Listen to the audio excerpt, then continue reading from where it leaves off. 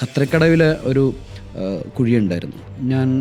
ഞാനും വൈഫും കൂടി രാവിലെ വണ്ടി കറങ്ങും. ഈ പോത്ത് ഹോൾസ്, ഡേഞ്ചറായിട്ടുള്ള സ്ഥലങ്ങൾ, സ്ലാബുകളുണ്ടായിരുന്നു, സ്ലാബുകൾ മാറ്റിയിട്ടുള്ള സ്ഥലങ്ങൾ, വാക്ക് വേയിൽ തന്നെ പലരും ആക്സിഡൻറ്റ്സ് ആകാറുണ്ട്. ഇതുപോലെ തന്നെ ഇന്ന് റോഡിന് വിട്ട് കൂട്ടിയിട്ടും ഇപ്പോഴും നെഞ്ചും പിരിച്ച് നിൽക്കുന്ന പോസ്റ്റുകളുണ്ട്. ഞാനൊരു അവാർഡ് വിന്നിങ്ങിന് വേണ്ടിയിട്ടോ ഒരു മാധ്യമത്തിൽ ചാനലുകളിൽ റീച്ചിന് വേണ്ടിയിട്ടോ ചെയ്തതല്ല. പബ്ലിക്കിന് എന്തെങ്കിലും നല്ലൊരു കാര്യം, ഹെൽപ്ഫുള്ളായിട്ടൊരു സാധനം ചെയ്യണമെന്നുള്ളൊരു ആഗ്രഹത്തിൻ്റെ കാലൻ കുഴികളെ തുറന്നു കാണിക്കുക, അതിനെതിരെയുള്ള ഒരു പ്രതിഷേധം തന്നെയായിരുന്നു ആ ഒരു ക്രിയേറ്റീവ്. അതെ അതെ, ആ വിഷ്വൽ എന്നുള്ളത് അത് ജനങ്ങൾ ഒരു നല്ലൊരു രീതിയിൽ എടുത്ത് അത് ചാനലുകളൊന്ന് കവർ ചെയ്തായിരുന്നു. ലൈവ് ന്യൂസിൽ കവർ ചെയ്തു. അത് ശരിക്കും എല്ലാവർക്കും പറയാനുള്ള കാര്യം തന്നെയാണ്. ജെയ്സൺ ചേട്ടൻ്റെ ആ ഒരു വിഷ്വലിലൂടെ, ആ കണ്ടന്റിലൂടെ ആൾക്കാർ ആ പ്രതിഷേധം മാസീവായിട്ട് ഡിജിറ്റലാണെന്നുണ്ടെങ്കിലും ഷെയർ ചെയ്തു പോയി. അത് ജനങ്ങൾ ഏറ്റെടുത്തു എന്നുള്ളതാണ്. ഈ കുഴികളൊക്കെ കാലൻ കുഴികൾ തന്നെയാണ്. അതെ, അതിനെനിക്ക് തോന്നുന്നില്ല ഇനി ഒരു ബെറ്റർ ഒരു കോപ്പി അതിനെ വിശേഷിപ്പിക്കാനുണ്ട് എന്നുള്ളത്. ഈ മെറ്റീരിയലൊക്കെ ശരിക്കും പറഞ്ഞാൽ ഇന്നത്തെ ഒരു ടെക്സ്റ്റൈലിൻ്റെയോ അല്ലെങ്കിൽ ജ്വല്ലറിയുടെയോ ഏതോ CDയുടെ ആണെങ്കിൽ പോലും ഒരു മാഗസിനിലൊരു മെറ്റീരിയൽ ഇടണമെന്നുണ്ടെങ്കിൽ അത് കളർ ടോൺ ഉണ്ട് ഇവിടെ പണ്ട്, പിന്നെ അല്ലെങ്കിൽ ചെന്നൈ പ്രിൻസസ് ഉണ്ട്, അവിടെ ഇതയച്ച് ഫിലിം എടുക്കും. അതൊരു 1 വീക്ക് എടുക്കും. അതിന് പ്രൂഫോടുകൂടി അടിച്ചു വരും. അതിൻ്റെ കറക്ഷൻ ആദ്യം പ്രൂഫ് അടിച്ചു വരും. അതിൻ്റെ കറക്ഷൻ ഉണ്ടെങ്കിൽ കറക്ഷനകത്ത് തീർത്തിട്ട് വീണ്ടും കൊറിയർ അയക്കും. CD കൊറിയർ അയച്ചു കഴിഞ്ഞാൽ വീണ്ടും അത് പിന്നെ ഓക്കെ ആണെന്നുണ്ടെങ്കിൽ അത് മെറ്റീരിയൽ വിത്ത് പ്രൂഫോട് കൂടിയിട്ടാണ്. മനോരമയുടെ പ്രിൻ്റ് ആണെങ്കിൽ മനോരമയിലെ ആ സെയിം പേപ്പർ ക്വാളിറ്റിയുള്ള അതിൽ പ്രിൻറ്റ് ചെയ്യാൻ നമുക്ക് ജഡ്ജ് ചെയ്യാൻ പറ്റും. ഈ വിത്ത് പ്രൂഫിൻ്റെ കോപ്പീസ് ഉണ്ട്. ഈ മെറ്റീരിയലാണ് പിന്നെ വനിതക്കും മനോരമക്കും മാതൃഭൂമിക്കും പബ്ലിക്കേഷനുകൾക്കും എല്ലാം കൊടുക്കുന്നത്. ഇതായിരുന്നു ആ കാലം. അത് ഈ പറഞ്ഞ ഡ്യൂറേഷനാണ് 90s. അത് പിന്നീട് വന്ന് ഫ്ലോപ്പികളിൽ CD-കളിലും ഒക്കെ കൊടുക്കാനായിട്ടുള്ള ഇതായി. പിന്നെ വന്ന് PDF മെയിൽ ത്രൂ ആയി. അത് വളരെ easy. From airbrush to ഇന്നിപ്പോൾ AI-യിലാണ് വന്ന് നിൽക്കുന്നത്. കുറേ കേബിളുകൾ ഇങ്ങനെ സർക്കിളിൽ എല്ലാ ഇന്ത്യയിലും മൊത്തം ഉണ്ട് ഒരു പരിധി വരെ. അപ്പം ഞാൻ ആലോചിച്ചു ഇതൊരു എന്തൊരു പ്രതിഭാസമാണ്. നാളെ ഇനി എൻ്റെ മേളിൽ ഇനി ഒരു കുംഭകോണം പൊട്ടി എപ്പോഴാണ് പുറപ്പെടണമെന്ന് എനിക്കറിയില്ല. ഇതിലെന്തോ ഒരു ദുരൂഹത എനിക്ക് ഫീൽ ചെയ്തു. പക്ഷേ ഈ ദുരൂഹത കാലനിട്ടിട്ടുള്ള പല സാധനങ്ങളും ഉണ്ടെന്നുള്ളത് പിന്നീട് ഒരുപാട് മൊറാമ്പൽ പോലെ ശരിക്കും പറഞ്ഞാൽ അതൊരു ഫോട്ടോ എടുത്തു കഴിഞ്ഞാൽ പല രൂപങ്ങളും അതിൽ കാണാൻ പറ്റും. ശരിക്കും ഞാനിത് നോക്കിയപ്പോൾ കുറച്ചുകൂടി ഇൻട്രസ്റ്റിംഗ് ആണ്. ഞാൻ പറഞ്ഞു ഇത് ടീമിൻ്റെ അടുത്ത് പറഞ്ഞു, ഓഫീസിൽ സീസോയിൽ നമുക്കിത് ഇങ്ങനെ ഒന്നുകൂടി റിയാക്ട് ചെയ്യണം, എന്താണെങ്കിലും ശരി. അപ്പോൾ ഒരു ഡിസ്കഷനുകൾ ആഴ്ചകൾ ഇങ്ങനെ ഇടയിലൊക്കെ പോകുന്നുണ്ട്. ഇങ്ങനെ വരച്ചിങ്ങനെ കുറേ സാധനങ്ങൾ റെഫറൻസുകൾ എടുത്ത കൂട്ടത്തിലാണ് ഓഫീസിൽ. ഇത് ആരുടെ അടുത്തുനിന്ന് ഐഡിയ വന്നെന്ന് പറയാൻ പറ്റില്ല. ഞാൻ തന്നെ ഡെവലപ്പ് ചെയ്തെടുക്കണമെന്ന് നിർബന്ധമില്ല. ടീമിൽ ചെറിയൊരു സ്പാർക്ക് കൊടുത്തു കഴിഞ്ഞാൽ അതെ ഇങ്ങനെ അത് പ്ലാൻ ചെയ്തിട്ട് ആദ്യം ആ ഷോട്ട്സ് എടുത്ത് ഈ രൂപങ്ങൾ ഈ ബൈക്കിൻ്റെ ടയർ പോലെ തോന്നല ചെറിയ മാനിപ്പുലേഷൻ മാത്രമേ ചെയ്തിട്ടുള്ളൂ. ആ ആംഗിളിൽ ആ ലൈറ്റിൽ മോഡൽസിനെ ഷൂട്ട് ചെയ്ത് അതിൽ പെർഫെക്റ്റായിട്ട് ഫിക്സ് ചെയ്ത് അങ്ങനെ ഒരു ക്രിയേറ്റീവ് ലേ ഔട്ട് എക്സിക്യൂട്ട് ചെയ്ത് ഐഡിയാസ് എന്താണെങ്കിലും കുറച്ചൊരു ചെറിയൊരു ഇമ്പാക്റ്റോട് കൂടിയിട്ട് അത് എക്സിക്യൂട്ട് ചെയ്യുമ്പോഴാണ് അതിനൊരു കാഴ്ചക്കാർ അക്സെപ്റ്റ് ചെയ്യുള്ളൂ. Fresh ideas, original ideas. Hi all, welcome to QCDA talks. ഇന്നത്തെ ദിവസം നമ്മുടെ കൂടെ ഉള്ളത് ബിഫോർ ഗൂഗിൾ, അതായത് 30 വർഷക്കാലമായി ഇൻഡസ്ട്രിയിൽ, അഡ്വർടൈസിങ് ഇൻഡസ്ട്രിയിൽ തൻ്റെ കഴിവ് തെളിയിച്ച വിഷ്വൽ കൺസൾട്ടൻ്റ് ആയിട്ടുള്ള ജെയ്സൺ ആൻ്റണി സാറാണ്. ജെയ്സൺ ചേട്ടാ, ബ്രഷ് എന്നാണ് പണി തുടങ്ങിയത്, ഇന്ന് AI-ലാണെന്നുള്ളത് പറഞ്ഞു. ഞാൻ ഈ ഇൻട്രോ പ്ലാൻ ചെയ്ത സമയത്തെ ഗൂഗിളിന് മുന്നേ ഒരാൾ ഉണ്ടാവാന്ന് പറഞ്ഞാൽ മുന്നിൽ പിൻട്രസ്റ്റ് ഇല്ല. ഇന്ന് നമ്മൾ ഈ കാണുന്ന രീതിയിൽ റെഫറൻസുകൾ എടുക്കുക അല്ലെങ്കിൽ കൂടുതൽ റിസർച്ച് ചെയ്യാനൊക്കെ പറയുന്നതിലൊക്കെ ബുദ്ധിമുട്ടുകളുണ്ട്. പല ടൂൾസുകളും അന്നില്ല. 90s ശരിക്കും അഡ്വർടൈസിങ് ഇൻഡസ്ട്രിയിലോട്ട് വരുന്നത്. അന്നും ഇന്നും ക്രിയേറ്റീവ് ഫീൽഡിലേക്ക് ഒരാൾ കടന്നു വരിക എന്ന് പറയുന്നത് ആദ്യ കാലഘട്ടങ്ങൾ പ്രയാസങ്ങൾ നിറഞ്ഞായിരിക്കും. എങ്ങനെയാണ് ജെയ്സൺ ചേട്ടൻ്റെ ഒരു വരവ് ഇൻഡസ്ട്രിയിലോട്ട് വരുന്നത് വെച്ചാൽ എനിക്ക് അഡ്വർടൈസിങ് എന്നുള്ളതിനേക്കാളും ഫിലിം പോസ്റ്ററുകളും പരസ്യങ്ങൾ കാണുമ്പോഴുള്ള അതിനോടുള്ള ഒരു ഇഷ്ടം ഞാൻ എപ്പോഴും ശ്രദ്ധിക്കുമായിരുന്നു. സിനിമകളിലൊക്കെ ആണെങ്കിലും നമ്മുടെ കമ്പാരിറ്റീവ്ലി നോക്കുമ്പോൾ ഇന്നത്തെ മലയാള ഫിലിമുകളിലെ ടോണും മൂഡും എല്ലാം ഇൻട്രസ്റ്റിംഗാണ്. എന്നാലും അന്നത്തെ ഇംഗ്ലീഷ് ഫിലിംസ് എൻ്റെ ഗ്രീഡിങ്ങും ടോണും അതെല്ലാം എനിക്കൊരു പുതുമ നിറഞ്ഞ പോസ്റ്ററുകളുമെല്ലാം. അപ്പോൾ ഇതിനോടുള്ളൊരു ഇഷ്ടം കൊണ്ട് ശരിക്കും ഞാൻ 9th വെക്കേഷന് കൊളോണിയ സാബുവിൻ്റെ അടുത്ത് കൊളോണിയയിൽ പോയിട്ടുണ്ട് 2 മാസം സ്കൂൾ വെക്കേഷൻ. അതിനോടുള്ള ഇഷ്ടം അന്ന് കുടുംബക്കാരെ വീട്ടിലോ മാങ്ങറിയാനോ പോയില്ല. ഇല്ല അതിൽ പലരും പല നിമിത്തമായിട്ടുണ്ട് കേട്ടോ എൻ്റെ ഇതുവരെയുള്ള ഒരു കരിയറിൽ. പലരും നിമിത്തമായിട്ട് സപ്പോർട്ട് ചെയ്തിട്ടുള്ളവരുണ്ട്. അതിന്നും ഞാൻ വളരെ നന്ദിയോടെ ഓർക്കാറുണ്ട്. അപ്പോൾ കൊളോണിയൽ 2 മാസം പോയി. പിന്നെ അതിനുശേഷം കലാഭവനിലാണ് പഠിച്ചത്. 10th കഴിഞ്ഞ ശേഷം ഡിഗ്രി സ്റ്റാർട്ട് ചെയ്തപ്പോൾ തന്നെ സ്റ്റോപ്പ് ചെയ്ത്. ഇതല്ല എൻ്റെ പരിപാടി, ഇത് തന്നെയാണെന്ന് മനസ്സിലായി. ഒരാൾ നിമിത്തമായിട്ട് ഞാൻ കലാഭവനിൽ പോയി ചേർന്ന്. അന്ന് RLV കോളേജിൽ പഠിക്കണമെന്ന് ഭയങ്കര ഒരു ആഗ്രഹം ഉണ്ടായിരുന്നു. പക്ഷേ ഞാൻ ടെസ്റ്റ് എഴുതി. 4 ടെസ്റ്റുകളിൽ പേപ്പറുകളിൽ 2 പൊട്ടി. എക്സ്പീരിയൻസ് ഉണ്ടായിരുന്നില്ല എനിക്ക് വാട്ടർ കളർ. ഞാൻ മാസ്റ്റർ എനിക്ക് പെൻസിൽ തന്നെയായിരുന്നു. പെൻസിലാണ്? അതെ. കോമ്പറ്റീഷനുകളിൽ എൻ്റെ ബ്രദർ എന്നെ ചെറുപ്പം പോലെ പല കോമ്പറ്റീഷനിലും കൊണ്ടുപോയിരുന്നു. എല്ലായിടത്തും ഫസ്റ്റ് അടിക്കും ഒരു കോൺഫിഡൻസ്. പിന്നെ RLV കോളേജിലാണെങ്കിൽ 2 പേപ്പറുകൾ പൊട്ടി. എക്സ്പീരിയൻസ് ഉണ്ടായിരുന്നില്ല. പക്ഷേ എനിക്ക് എൻ്റെ ഒരു സന്തോഷം എന്ന് വെച്ചിട്ടുണ്ടെങ്കിൽ ഏറ്റവും ഓർക്കണമെന്ന് വെച്ചാൽ ആ എക്സ്പീരിയൻസ് ഇല്ല എന്ന് പറഞ്ഞ് ഒഴിവാക്കിയ എനിക്ക് സീറ്റ് കിട്ടാഞ്ഞ സ്ഥലത്ത് 2 വർഷം ഞാൻ എൻ്റെ സെഷൻ എക്സ്പീരിയൻസ് ഷെയർ ചെയ്യാൻ ഞാൻ എന്നെ ഇൻവൈറ്റ് ചെയ്തു. 2 വർഷം തീർച്ചയായിട്ടും പോയി. അതെ. പിന്നെ കലാഭവൻ കഴിഞ്ഞ് കുറച്ച് നാൾ DTP, അന്ന് DTP ഒക്കെ ഇറങ്ങിയ സമയങ്ങളിലുണ്ട്. ആ സമയത്ത് DTP പഠിക്കണം എന്നുള്ളൊരു ഇതിൽ DTP പഠിക്കാൻ പോയി. അതും മുഴുമിപ്പിക്കാൻ നിന്നില്ല.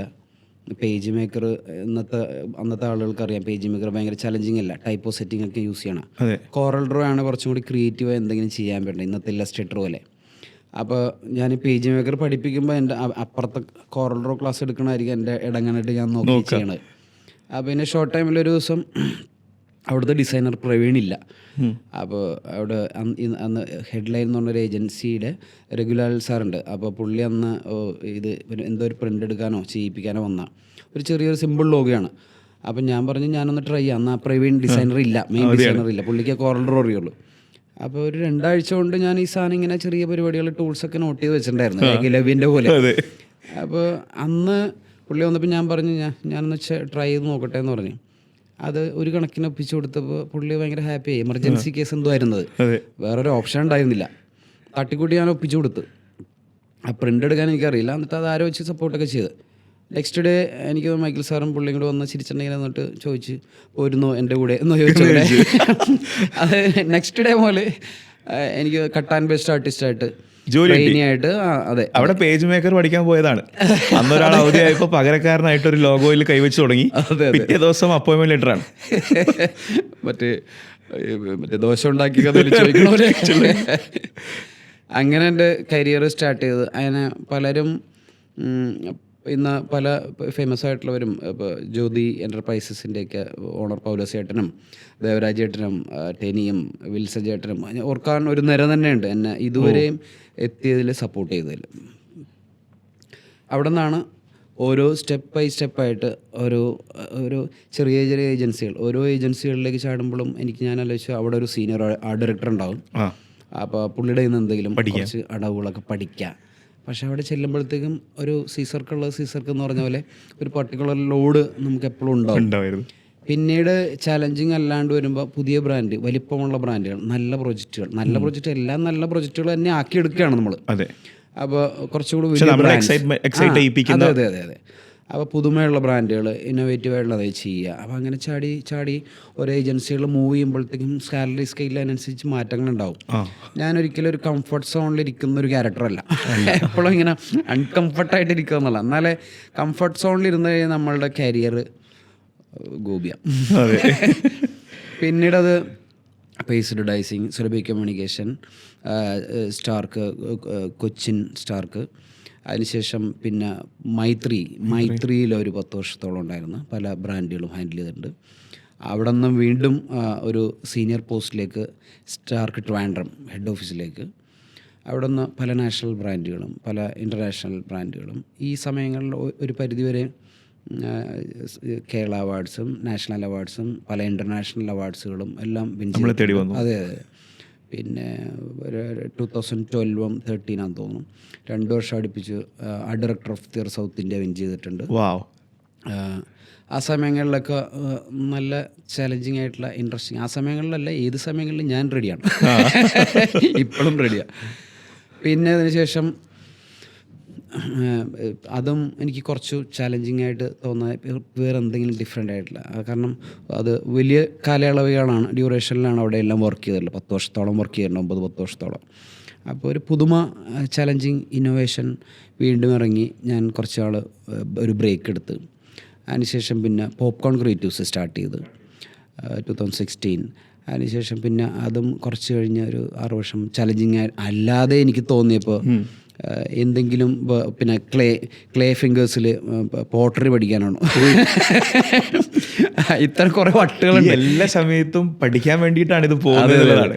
ശരിക്കും പറഞ്ഞിട്ടുണ്ടെങ്കിൽ ഈ ഫീൽഡിലേക്ക് വന്നത് ശരിക്കും പറഞ്ഞാൽ ഒരു 10 വയസ്സ് കുറവുള്ളവർ ഈ ഫീൽഡിലേക്ക് നിൽക്കുള്ളൂ. അതിൻ്റെ സീനിയോറിറ്റി കൂടുന്നോറും ആ പൈസയുടെ എമൗണ്ട് കൂടും. പിന്നെ ക്ലേ ഫിംഗേഴ്സിൽ അതും പിന്നെ ഇൻറ്റീരിയർ പഠിക്കണമെന്നുള്ളതിൽ കുറച്ച് ആൾ അതിൻ്റെ പുറകെയൊക്കെ പോയി. പിന്നെ ഈ ഫീൽഡിലേക്ക് തന്നെ എന്ന് വെച്ചിട്ടുണ്ടെങ്കിൽ ഇതപ്പോഴും ബ്ലഡിലുള്ള അഡ്വർടൈസിങ് തന്നെയാണ്. 10-30 വർഷത്തോളമായില്ലേ ഇപ്പോഴും. അത് എത്ര ഊറ്റിയാലും റിഫ്രഷ് ചെയ്താലും പോകുന്നില്ല.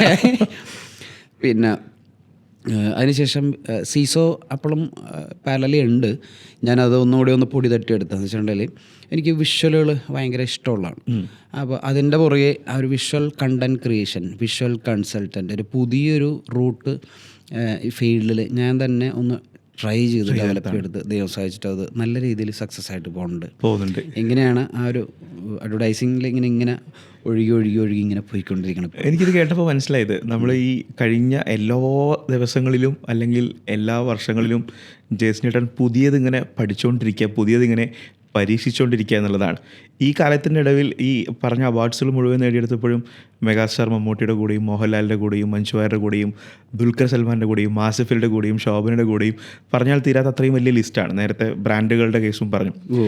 ഇവരോടൊക്കെയും വർക്ക് ചെയ്തെടുത്തു എന്നുള്ളതാണ്. ഈ കംഫർട്ട് സോണിൽ പുറത്തോട്ടേക്ക് ചാടുക, അല്ലെങ്കിൽ പുതിയത് പഠിക്കുക, ഏജൻസികളിൽ 10, 5, 6 വർഷമൊക്കെ തുടർച്ചയായി വർക്ക് ചെയ്ത് തൻ്റേതായൊരു സിംഹാസനം ഉണ്ടാക്കിയെടുത്ത് അതിൻ്റെ എക്സൈറ്റ്മെൻറ്റ് തീരുമ്പോഴാണ് അടുത്തതിലോട്ട് പോകുക എന്ന് പറയുന്നത്. അപ്പോൾ തിരിഞ്ഞു നോക്കുമ്പോൾ 30 വർഷമായി. ഓരോ ഡിക്കേഡിനെയും ആദ്യത്തെ 10 വർഷവും രണ്ടാമത്തെ 10ഉം മൂന്നാമത്തെ 10ലുമാണ് ഇപ്പം നിൽക്കുന്നത്. ഈ വർഷത്തോടു കൂടി 30 വർഷം തികയ്ക്കുകയാണ്. തീർച്ചയായിട്ടും ഒന്ന് പിറകിലോട്ട് നോക്കുന്ന സമയത്ത് ഇൻഡസ്ട്രിയിലെ ടെക്നോളജിയും അല്ലെങ്കിൽ പഴയ കാലത്തെ അഡ്വർടൈസിങ്ങിൻ്റെ രസകരമായിട്ടുള്ള അനുഭവം ഇന്ന് അത് എത്രത്തോളം അത് കൂടുതൽ എളുപ്പമാവുകയാണോ അതോ കൂടുതൽ ചലഞ്ചിങ് ആവുകയാണോ, എങ്ങനെയാണ് ജെയ്സൺ ചേട്ടൻ അതിനെ വിലയിരുത്തുക?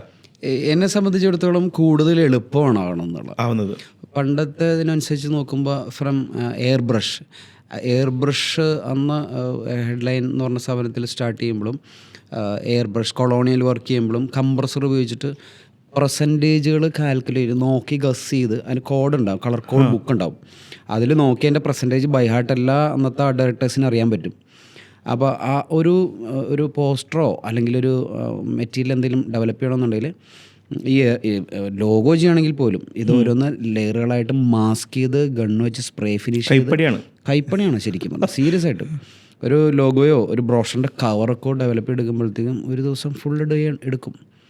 അത് ഒരു ബ്രോഷറോ ഡെവലപ്പ് ചെയ്തെടുത്തോന്നുണ്ടെങ്കിൽ അതിൻ്റെ ഡമ്മിയായിട്ട് ഇൻറ്റു കോപ്പിക്ക് വരെ ഇൻറ്റു ഇട്ട് സെപ്പറേറ്റ് കോപ്പി കൈകൊണ്ട് എഴുതി അത് പ്രസൻറ്റ് ചെയ്ത് കാണിച്ച് ഇത് പിന്നെ മൗസ് ഹൗസ് എന്ന് പറഞ്ഞ DTP സെൻ്റർ ഉണ്ട് MG റോഡിൽ. അവിടെ ടൈം ബുക്ക് ചെയ്യണം. 11 മണിയാണെന്നാൽ 11 o'clock ബുക്ക് ചെയ്യണം, അപ്പോയിൻമെൻ്റ് എടുക്കണം.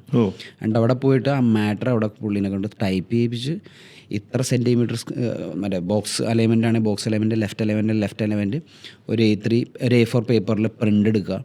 അത് കൊണ്ടുവന്നിട്ട് ഈ ആർട്ട് വർക്കിൽ പ്രോപ്പറായിട്ട് പേസ്റ്റ് ചെയ്യുക. അതിൻ്റെ സൈഡിൽ വൈറ്റ് പോസ്റ്റർ കളർ ഇത് റബ്ബർ സൊല്യൂഷൻ ക്ലീൻ ചെയ്യണം. അത് കുറച്ച് പ്രോസസ്സിങ്ങാണ്.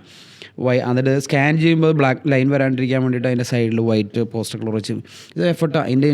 അതിൻ്റെ മേളിൽ ഒരു ട്രാൻസ്പെറൻറ്റ് ഷീറ്റ് ഉണ്ട്, ബട്ടർ ഷീറ്റ് എന്ന് പറയും. അതിൻ്റെ കറക്റ്റ് റെഡ് ആണെങ്കിൽ റെഡിൻ്റെ പെർസെൻറ്റേജ്, ലൈറ്റ് ബ്ലൂ ആണെങ്കിൽ ലൈറ്റ് ബ്ലൂ, സാൻ എത്ര, മജന്ത എത്ര വരണുണ്ട് കറക്റ്റായിട്ട് മെൻഷൻ ചെയ്യണം. എന്നാലേ ഇത് ഇപ്പോഴാണ് എനിക്ക് മനസ്സിലായത്. ഞാൻ ജെയ്സൺ ചേട്ടൻ്റെ അടുത്ത് ഒരു ബ്രോഷറൊക്കെ കാണിച്ചിട്ടേ ജെയ്സൺ ചേട്ടൻ ഇത് എങ്ങനെയുണ്ടെന്നൊക്കെ ചോദിക്കുമ്പോൾ ജെയ്സൺ ചേട്ടൻ ഒപ്പീനിയൻ പറയുന്ന സമയത്തെ ഇതിൻ്റെ ഡീറ്റെയിലിങ്ങിൽ മാനുവൽ പ്രോസസ്സിൽ കൈപ്പണിയായിട്ട് വളരെ അധികം എഫേർട്ട് ഇട്ട് പോയ ഒരാളാണ് ഇപ്പം ഈ കൊണ്ടുവരുന്ന ബ്രോഷറൊക്കെ നോക്കുന്ന സമയത്ത് നമ്മുടെ സിനിമയിൽ ആ ചോദിച്ചില്ലേ സ്പീഡ് പേടിയുണ്ടോ എന്ന് ചോദിച്ചില്ലേ, മനസ്സിലായി. അങ്ങനെ ഒരാളുടെ മുന്നിലാണ് ഞാൻ ഈ ബ്രോഷർ എങ്ങനെയുണ്ടെന്നൊക്കെ വന്ന് ചോദിക്കുന്നത് എന്നുള്ളതാണ്. അതായിരുന്നു തുടക്കത്തിൽ ഒരു 10 വർഷം എന്ന് പറയുന്നത്. പിന്നെ കൂടുതൽ എളുപ്പമാണ് കാര്യങ്ങൾ. എളുപ്പമാണ്. പിന്നീട് ഈ മെറ്റീരിയലൊക്കെ ശരിക്കും പറഞ്ഞാൽ ഇന്നത്തെ ഒരു ടെക്സ്റ്റൈലിൻ്റെയോ അല്ലെങ്കിൽ ജ്വല്ലറിയുടെയോ ഏതോ CDയുടെ ആണെങ്കിൽ പോലും ഒരു മാഗസിനിലൊരു മെറ്റീരിയൽ ഇടണമെന്നുണ്ടെങ്കിൽ അത് കളർ ടോൺ ഉണ്ട് ഇവിടെ പണ്ട്, പിന്നെ അല്ലെങ്കിൽ ചെന്നൈ പ്രിൻസസ് ഉണ്ട്, അവിടെ ഇതയച്ച് ഫിലിം എടുക്കും. അതൊരു 1 വീക്ക് എടുക്കും. അതിൻ്റെ പ്രൂഫോടുകൂടി അടിച്ചു വരും. അതിൻ്റെ കറക്ഷൻ ആദ്യം പ്രൂഫ് അടിച്ചു വരും. അതിൻ്റെ കറക്ഷൻ ഉണ്ടെങ്കിൽ കറക്ഷനകത്ത് തീർത്തിട്ട് വീണ്ടും കൊറിയർ അയക്കും. CD കൊറിയർ അയച്ചു കഴിഞ്ഞാൽ വീണ്ടും അത് പിന്നെ ഓക്കെ ആണെന്നുണ്ടെങ്കിൽ അത് മെറ്റീരിയൽ വിത്ത് പ്രൂഫോട് കൂടിയിട്ടാണ്. മനോരമയുടെ പ്രിൻ്റ് ആണെങ്കിൽ മനോരമയിൽ ആ സെയിം പേപ്പർ ക്വാളിറ്റിയുള്ള അതിൽ പ്രിൻറ്റ് ചെയ്യാൻ നമുക്ക് ജഡ്ജ് ചെയ്യാൻ പറ്റും. ഈ വിത്ത് പ്രൂഫിൻ്റെ കോപ്പീസ് ഉണ്ട്. ഇത് ഈ മെറ്റീരിയലാണ് പിന്നെ വനിതക്കും മനോരമക്കും മാതൃഭൂമിക്കും പബ്ലിക്കേഷനുകൾക്കും എല്ലാം കൊടുക്കുന്നത്. ഇതായിരുന്നു ആ കാലം. അത് ഈ പറഞ്ഞ ഡ്യൂറേഷനാണ് 90s. അത് പിന്നീട് വന്ന് ഫ്ലോപ്പികളിൽ CD-കളിലും ഒക്കെ കൊടുക്കാനായിട്ടുള്ള ഇതായി. പിന്നെ വന്ന് PDF മെയിൽ ത്രൂ ആയി. അത് വളരെ ഈസി ഫ്രം എയർബ്രഷ് ടു ഇന്നിപ്പോൾ AI വന്ന് നിൽക്കുന്നത്. അപ്പോൾ ടെക്നോളജി അപ്ഡേറ്റ് നമ്മൾ പുതിയ പുതിയ ടെക്നോളജി വരുമ്പോഴും എയർബ്രഷ് എന്ന പിന്നെ ലെറ്ററസെറ്റ് പ്രിൻറ്റിങ് പരിപാടികൾ, അതിനുശേഷം പ്രിൻ്റ്, ലേസർ, അതിൽ നിന്ന് പിന്നെ ഇപ്പോൾ ഫോട്ടോഗ്രാഫിയിൽ ട്രാൻസ്പറൻസി TP2 ഇപ്പോൾ ഡിജിറ്റലായ പോലെ തന്നെ ആ ഒരു മാറ്റം ഇപ്പോൾ AI ഇപ്പോൾ എത്തിയിരിക്കുകയാണ്. വളരെ ഈസി ആയിട്ട് നമ്മൾ മോഡൽസിനെ പോലും വേണ്ടാത്തൊരു സമയം ഇനിയിപ്പോൾ വളരെ ബാക്കിലുണ്ട് ശരിക്കും. ഞാൻ വിചാരിക്കുന്നത് ഈ മോഡൽസ് ആണെങ്കിലും അല്ലെങ്കിൽ ബ്രാൻഡ് അംബാസിഡർ, സെലിബ്രിറ്റീസ് ആണെങ്കിലും മസ്കോട്ട് ആണെങ്കിലും ജെയ്സൺ ചേട്ടനെ പോലെ ഒരു ആർട്ടിസ്റ്റിനെ സംബന്ധിച്ചിടത്തോളം ഇതൊന്നും വലിയ പ്രസക്തി ഇല്ലെന്ന് എനിക്ക് തോന്നുന്നത്. കാര്യം സർ ഐസക് ന്യൂട്ടൻ്റെ തലയിൽ ഒരു ആപ്പിൾ വീണപ്പോഴാണ് അദ്ദേഹം ചരിത്രം സൃഷ്ടിച്ചത്. എത്രയോ പേരുടെ തലയിൽ ആപ്പിൾ വീഴുന്നു.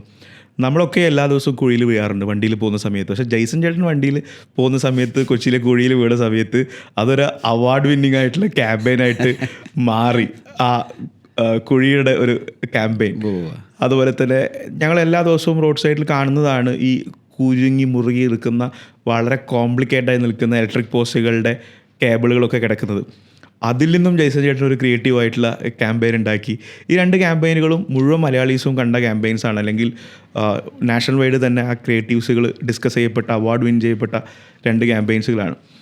എങ്ങനെയാണ് ഈ ഒരു ക്യാമ്പയിൻസിൻ്റെ ഒക്കെ പിറകിൽ വർക്ക് ചെയ്തിട്ടുണ്ടായിരുന്നൊരു അനുഭവം? ഇത് രണ്ടും 2 കാലയളവിൽ ചെയ്തിട്ടുള്ള ക്യാമ്പയിനുകളാണ്. ശരിക്കും ഒരു അഡ്വർടൈസിങ് ഞാൻ നേരത്തെ പറഞ്ഞ ബ്ലഡിലുള്ളതും ചെയ്യാൻ കൊതിക്കുന്നതും ആർത്തിയോടെ ചെയ്യുക എന്ന് പറയാം. ശരിക്കും പറഞ്ഞാൽ നേരത്തെ ബ്രാൻഡുകൾ മൈ ഓൺ കമ്പനികളുണ്ടായിരുന്ന സമയത്ത് വർക്ക് ചെയ്യുന്ന സമയത്തും സ്വന്തമായിട്ട് തോട്ട്സ് ഡെവലപ്പ് ചെയ്തെടുത്ത് ഐഡിയാസ് എല്ലാമായിരുന്നു. ഇപ്പോൾ ഞാൻ ക്ലയൻറ്റായിട്ട് ഡയറക്റ്റ് വർക്ക് ചെയ്യുന്നില്ല. ശരിക്കും പറഞ്ഞാൽ ഏജൻസികൾക്ക് വേണ്ടിയിട്ടും പ്രൊഡക്ഷൻ കമ്പനികൾക്ക് വേണ്ടിയിട്ടൊക്കെയാണ് ഇപ്പോൾ എന്നെ ഹയർ ചെയ്യുന്നത് ഫ്രീലാൻസായിട്ട്. അതെ. അപ്പോൾ സീസോ എന്ന് പറഞ്ഞ പോസ്റ്റ് പ്രൊഡക്ഷൻ കമ്പനിയുണ്ട്. പറഞ്ഞു എന്ന് വെച്ചാൽ അത്തരം അനുഭവം നമ്മളെ ലൈഫിൽ നിന്ന് ഐഡിയാസ് ശരിക്കും ആരും പഠിപ്പിക്കുന്നില്ല, എവിടെയും പഠിപ്പിക്കുന്നില്ല. ഐഡിയ എടുക്കുന്ന ഇങ്ങനെയാണ് ഐഡിയ എന്നുള്ള സാധനം നമ്മുടെ ലൈഫിലുള്ള എക്സ്പീരിയൻസിൽ നിന്നാണ് ഓരോ തോട്ട്സ് നമ്മൾ അപ്ലൈ ചെയ്യുക എന്നുള്ളത്. അത് ചെറിയൊരു ബിറ്റ് ഏരിയ എടുത്തിട്ട് ഫിലിമിലാണെങ്കിലും TV കൊമേഴ്ഷ്യൽസിലാണെങ്കിലും ഇതും അതുപോലെ തന്നെ. ഞാൻ എൻ്റെ നേരത്തെയുള്ള കമ്പനിയിൽ വർക്ക് ചെയ്യുന്ന സമയത്തും ഞങ്ങൾ ട്രാവൽ ചെയ്യുന്ന സമയത്തും പലപ്പോഴും കുഴിയിൽ വീഴുന്ന കാണാറുണ്ട്. എസ്പെഷ്യലി ഒരു 40-50-60 ഡ്യൂറേഷൻ്റെ ഇടയിലുള്ള വർക്കിംഗ് വുമൺസ്. ആണുങ്ങളെ സംബന്ധിച്ചിടത്തോളം ആണുങ്ങൾ റോഡുമായിട്ട് ഇൻട്രാക്ഷൻ കൂടുതലുണ്ട് ചെറുപ്പം പോലെ, എപ്പോഴും പരിചയമാണ്. പക്ഷേ ഈ സ്ത്രീകളെ സംബന്ധിച്ചിടത്തോളം അവരപ്പോൾ ലൈസൻസ് എടുത്ത് ഇറങ്ങണതാണ്. ലെഫ്റ്റ് സൈഡിൽ കൂടി വണ്ടി വരുമെന്നോ ഓട്ടോറിക്ഷ കയറി വരുമെന്നോ ട്രാൻസ്പോർട്ട് ഇപ്പുറത്ത് കൂടി വരുമെന്നോ അവരെ പഠിപ്പിച്ചിറക്കണില്ല. അപ്പോൾ ഇതിൻ്റെ ഇടയിൽ പലരും അപകട മരണങ്ങൾ സംഭവിക്കാറുണ്ട്. പാലാരിവട്ടം മെട്രോ സ്റ്റേഷന് മുമ്പിൽ ഒരു ലെങ്തി ആയിട്ടുള്ളൊരു സ്ലാബിൻ്റെ ഹോളുണ്ട്, ചെറിയൊരു റോഡ് സൈഡിൽ തന്നെ. ഞാൻ പലപ്പോഴും അവിടെ ആക്സിഡൻറ്റ്സ് കാണാറുണ്ട്. ഞാനൊരു ദിവസം ലഞ്ചിന് വീട്ടിലോട്ട് പോയ സമയത്ത് ഒരു ഹസ്ബൻഡും വൈഫും കൂടി അവിടെ വീണ് വൈകിട്ട് ഞാൻ അറിഞ്ഞ് അവർ മരണപ്പെട്ടു എന്നുള്ളത്. ഓരോ സമയങ്ങളിലും ഞാനവിടെ ട്രാവൽ ചെയ്യുമ്പോൾ ഈ പോത്ത് ഹോൾസിനെതിരെ എന്തെങ്കിലും ഒരു എന്നെ കൊണ്ട് പറ്റുന്ന സാധനങ്ങൾ, എൻ്റെ ക്രിയേറ്റീവ് കൊണ്ടിട്ടാണെങ്കിലും അത് റിയാക്ട് ചെയ്യണം മസ്റ്റായിട്ട് എന്നുള്ള സാധനം. ഞാനൊരു പ്രാവശ്യം ഞാനും വൈഫും കൂടി അന്ന് ബുള്ളറ്റിലായിരുന്നു, ഒബ്രോണിൽ നിന്ന് ഇറങ്ങി വന്നപ്പോൾ ഇച്ചിരി മഴയുണ്ടായിരുന്നു. അപ്പോൾ ഒരേ ലെവലിൽ ആ സർവീസ് റോഡിൽ വെള്ളം കിടപ്പുണ്ട്, നമുക്ക് ജഡ്ജ് ചെയ്യാൻ പറ്റില്ല, ഭയങ്കര ഡേഞ്ചറായിട്ടുള്ള പോത്ത് ഹോൾസ് ഉണ്ട്. ഞാനൊരു ചെറിയൊരു ഇതിൽ സ്ലിപ്പായി. നിർഭാഗ്യവശാൽ എനിക്ക് അതിൽ നല്ല കംഫർട്ടായ വണ്ടി ആയതുകൊണ്ട് കാലൊക്കെ കുത്തി ചെറുതായിട്ടൊന്ന് ചരിഞ്ഞ് ഭയങ്കര ദേഷ്യം കയറി. ആ മഴയത്ത് ഞാൻ അവിടെ ഇറങ്ങി. അവിടെ ചില്ലകൾ കമ്പൊക്കെ വെട്ടിയിട്ടുണ്ടായിരുന്നു, വലിയ മരങ്ങളുടെ, അതൊക്കെ വലിച്ചിട്ട് വണ്ടി ബ്ലോക്കായി. ഓരോ ഡ്രൈവേഴ്സും അവർ ചീത്ത വിളിക്കാൻ തുടങ്ങി, താൻ എന്തേ കാണിക്കണം. ഞാൻ ഭയങ്കര റേസായിട്ട് ശരിക്കും പറഞ്ഞാൽ അവരുടെ അടുത്ത് കാര്യം പറഞ്ഞപ്പോൾ അവർ ഓരോരുത്തരും എന്നെ ഇറങ്ങി വന്ന് സപ്പോർട്ട് ചെയ്ത്. അന്നൊരു 2-3 ദിവസത്തിനുള്ളിൽ ഇങ്ങനത്തെ ഒരു പ്രോജക്റ്റ് ഡെവലപ്പ് ചെയ്തെടുത്ത്. ഖത്രക്കടവിലെ ഒരു കുഴിയുണ്ടായിരുന്നു. ഞാനും വൈഫും കൂടി രാവിലെ വണ്ടി കറങ്ങും ഈ പോത്ത് ഹോൾസ്, ഡേഞ്ചർ ആയിട്ടുള്ള സ്ഥലങ്ങൾ, സ്ലാബുകളുണ്ടായിരുന്നു, സ്ലാബുകൾ മാറ്റിയിട്ടുള്ള സ്ഥലങ്ങൾ, വാക്ക് വേയിൽ തന്നെ പലരും ആക്സിഡൻറ്റ്സ് ആകാറുണ്ട്. ഇതുപോലെ തന്നെ ഇന്ന് റോഡിന് വിടുത്ത് കൂട്ടിയിട്ടും ഇപ്പോഴും നെഞ്ചും പിരിച്ച് നിൽക്കുന്ന കാലൻ പോസ്റ്റുകൾ. അപ്പോൾ പിന്നീട് നമ്മളുടെ വർക്കിൻ്റെ തിരക്കാൻ വേണ്ടി പിന്നെ അതിൻ്റെ പുറകെ പോകാതിരുന്നാണ്. ഞാനൊരു അവാർഡ് വിന്നിങ്ങിന് വേണ്ടിയിട്ടോ ഒരു മാധ്യമത്തിൽ ചാനലുകളിൽ റീച്ചിന് വേണ്ടിയിട്ടോ ചെയ്തതല്ല. പബ്ലിക്കിന് എന്തെങ്കിലും നല്ലൊരു കാര്യം, ഹെൽപ്ഫുള്ളായിട്ടൊരു സാധനം ചെയ്യണമെന്നുള്ളൊരു ആഗ്രഹത്തിൻ്റെ കാലൻ കുഴികളെ തുറന്നു കാണിക്കുക, അതിനെതിരെയുള്ള ഒരു പ്രതിഷേധം തന്നെയായിരുന്നു ആ ഒരു ക്രിയേറ്റീവ്. അതെ, ആ വിഷ്വൽ എന്നുള്ളത് അത് ജനങ്ങൾ ഒരു നല്ലൊരു രീതിയിൽ എടുത്ത് അത് ചാനലുകളൊന്ന് കവർ ചെയ്തായിരുന്നു, ലൈവ് ന്യൂസിൽ കവർ ചെയ്തു. അതുപോലെ തന്നെ കേബിളും അത് ശരിക്കും എല്ലാവർക്കും പറയാനുള്ള കാര്യം തന്നെയാണ്. ജെയ്സൺ ചേട്ടൻ്റെ ആ ഒരു വിഷ്വലിലൂടെ, ആ കണ്ടന്റിലൂടെ ആൾക്കാർ ആ പ്രതിഷേധം മാസീവായിട്ട് ഡിജിറ്റലാണെന്നുണ്ടെങ്കിലും ഷെയർ ചെയ്തു പോയി, അത് ജനങ്ങൾ ഏറ്റെടുത്തു എന്നുള്ളതാണ്. ഈ കുഴികളൊക്കെ കാലൻ കുഴികൾ തന്നെയാണ്. അതിനെനിക്ക് തോന്നുന്നില്ല ഇനി ഒരു ബെറ്റർ ഒരു കോപ്പി അതിനെ വിശേഷിപ്പിക്കാനുണ്ട് എന്നുള്ളത്. കാലൻ കുഴി എൻ്റെ സപ്പോർട്ട് ചെയ്തെന്ന് എൻ്റെ ഒരു സുഹൃത്ത് അഖിൽ അമിഗോ എന്ന് പറഞ്ഞ ആ പുള്ളിയുടെ അടുത്ത് ഞാൻ കോപ്പി അതെ ഷെയർ ചെയ്തു. മൊബൈലിലെടുത്ത ഫോട്ടോസാണ് അത്. ഞാനപ്പോൾ ഈ കാലന റോട്ടിൽ വരക്കുമെന്ന് വെച്ചാൽ കുറച്ച് ടാസ്ക്കാണ് ശരിക്കും. ഞാൻ അകത്ത് പോവും, ബ്ലോക്ക് ചെയ്ത്, മറ്റേ കുറച്ച് ഇഷ്യൂസൊക്കെ ഉണ്ട്, IPC മറ്റേത് എന്നൊക്കെ പറയുമ്പോൾ. അത് റോഡിൽ വരച്ച് നമ്മൾ ഫോട്ടോ എടുത്താണോ അതോ ഇമേജിൻ്റെ മുകളിൽ നമ്മൾ പിന്നീട് വരച്ചെടുത്തതല്ല? പിന്നീട് വരച്ചെടുത്തതാണത്. ഞാനത് എങ്ങനെ ഇൻട്രസ്റ്റിംഗ് ആയിട്ട് അപ്ലൈ ചെയ്യാം, എക്സിക്യൂട്ടീവ് എടുക്കാം, ബ്യൂട്ടിഫുള്ളായിട്ടൊന്ന് നോക്കി ഇതിനെക്കുറിച്ച് ലീഗലായിട്ട് ചെക്ക് ചെയ്തപ്പോൾ പ്രശ്നമാണ്. അപ്പോൾ ഞാനത് ഐഫോണിൽ നമ്മൾ നല്ല കാര്യത്തിനാണ് ചെയ്തെങ്കിൽ പോലും നാളെ അതൊരു പൊതുഗതാഗതം തടസ്സപ്പെടുത്തിയ കേസ് ജെയ്സൺ ചേട്ടനെതിരെ വരും. അതെ. ഞാനത് മൊബൈലിലെടുത്ത് വൈഫായിട്ട് പോയിട്ട് പല സ്ഥലങ്ങളിലും മൊബൈലെടുത്ത് എന്നിട്ട് അതിനെ സിസ്റ്റത്തിൽ കൊണ്ടുവന്നിട്ട് ഒരു മാസ്റ്റർ ഇലസ്ട്രേഷൻ കാലൻ്റെ ഡെവലപ്പ് ചെയ്തെടുത്തിട്ട് അതിനെ ഡിസ്റ്റോർട്ട് ചെയ്ത് മാനിപ്പുലേറ്റ് ചെയ്ത് പെർഫെക്റ്റ് അതിൽ വരച്ച പോലെ തന്നെ ഫീൽ ചെയ്യും. എൻ്റെ അടുത്ത് ചാനലിൽ നിന്ന് വന്നപ്പോഴും ചോദിച്ചായിരുന്നു, ഇത് എങ്ങനെയാണ് സാർ ഇത് വരച്ചത്? ഞാൻ പറഞ്ഞത് ഇത് ഇങ്ങനെയാണ് എൻ്റെ പ്രോസസ്സിങ്. ഞാൻ എൻ്റെ PhD വർക്ക് ചെയ്ത് കാണിച്ചു കൊടുത്തപ്പോൾ ഒരന്തം വിട്ട്. അപ്പോൾ അത് ശരിക്കും വളരെ വലിയ ഒരു പ്രതിഷേധം തന്നെയാണ്. നമ്മൾ പിക്കറ്റിങ്ങോ മാർച്ചോ അല്ലെങ്കിൽ വൈദ്യുതി സമരമോ എന്നതിനേക്കാൾ അപ്പുറത്തോട്ടേക്ക് ആ മാസ്റ്റർ ഇലിസ്ട്രേഷൻ വർക്ക് ചെയ്ത് അതിൻ്റെ മുകളിൽ സമയമെടുത്ത് എഫേർട്ട് എടുത്ത് അങ്ങനെ ഒരു പ്രതിഷേധം, ഒരു പോരാട്ടം തന്നെയായിരുന്നു ജെയ്സൺ ചേട്ടൻ്റെ. അത് എക്സ്റ്റെൻഡ് ചെയ്ത് പോകണമെന്ന് എനിക്ക് ആഗ്രഹം ഉണ്ടായിരുന്നു. പിന്നീട് എൻ്റെ ജോലി തിരക്കും കാരണം അത് നടന്നില്ല. ഇതുപോലെ തന്നെയാണ് കേബിളിൻ്റെയും ഇതുപോലെ തന്നെ വഴിയരികിൽ കേബിളുകൾ കിടക്കണത് ഞാൻ ആലോചിച്ചിട്ടുണ്ട് പലതും. ലൈക്ക് ഇത് ബിനാലേക്ക് കൊണ്ടുവച്ച് കഴിഞ്ഞാൽ കുറച്ചുകൂടി ഇൻട്രസ്റ്റിംഗ് ആയിരിക്കും. അതുപോലെയാണ് നമ്മുടെ കുറേ കേബിളുകൾ ഇങ്ങനെ സർക്കിളിൽ എല്ലാ ഇന്ത്യയിലും മൊത്തം ഉണ്ട് ഒരു പരിധി വരെ. അപ്പം ഞാൻ ആലോചിച്ചു ഇതൊരു എന്തൊരു പ്രതിഭാസമാണ്. നാളെ ഇനി എൻ്റെ മേളിൽ ഇനി ഒരു കുംഭകോണം പൊട്ടി എപ്പോഴാണ് പുറപ്പെടണമെന്ന് എനിക്കറിയില്ല. ഇതിലെന്തോ ഒരു ദുരൂഹത എനിക്ക് ഫീൽ ചെയ്തു. പക്ഷേ ഈ ദുരൂഹത കാലനിട്ടിട്ടുള്ള പല സാധനങ്ങളും ഉണ്ടെന്നുള്ളത് പിന്നീട് ഒരുപാട് ഒരു മറാമ്പൽ പോലെ ശരിക്കും പറഞ്ഞാൽ അതൊരു ഫോട്ടോ എടുത്തു കഴിഞ്ഞാൽ പല രൂപങ്ങളും അതിൽ കാണാൻ പറ്റും ശരിക്കും.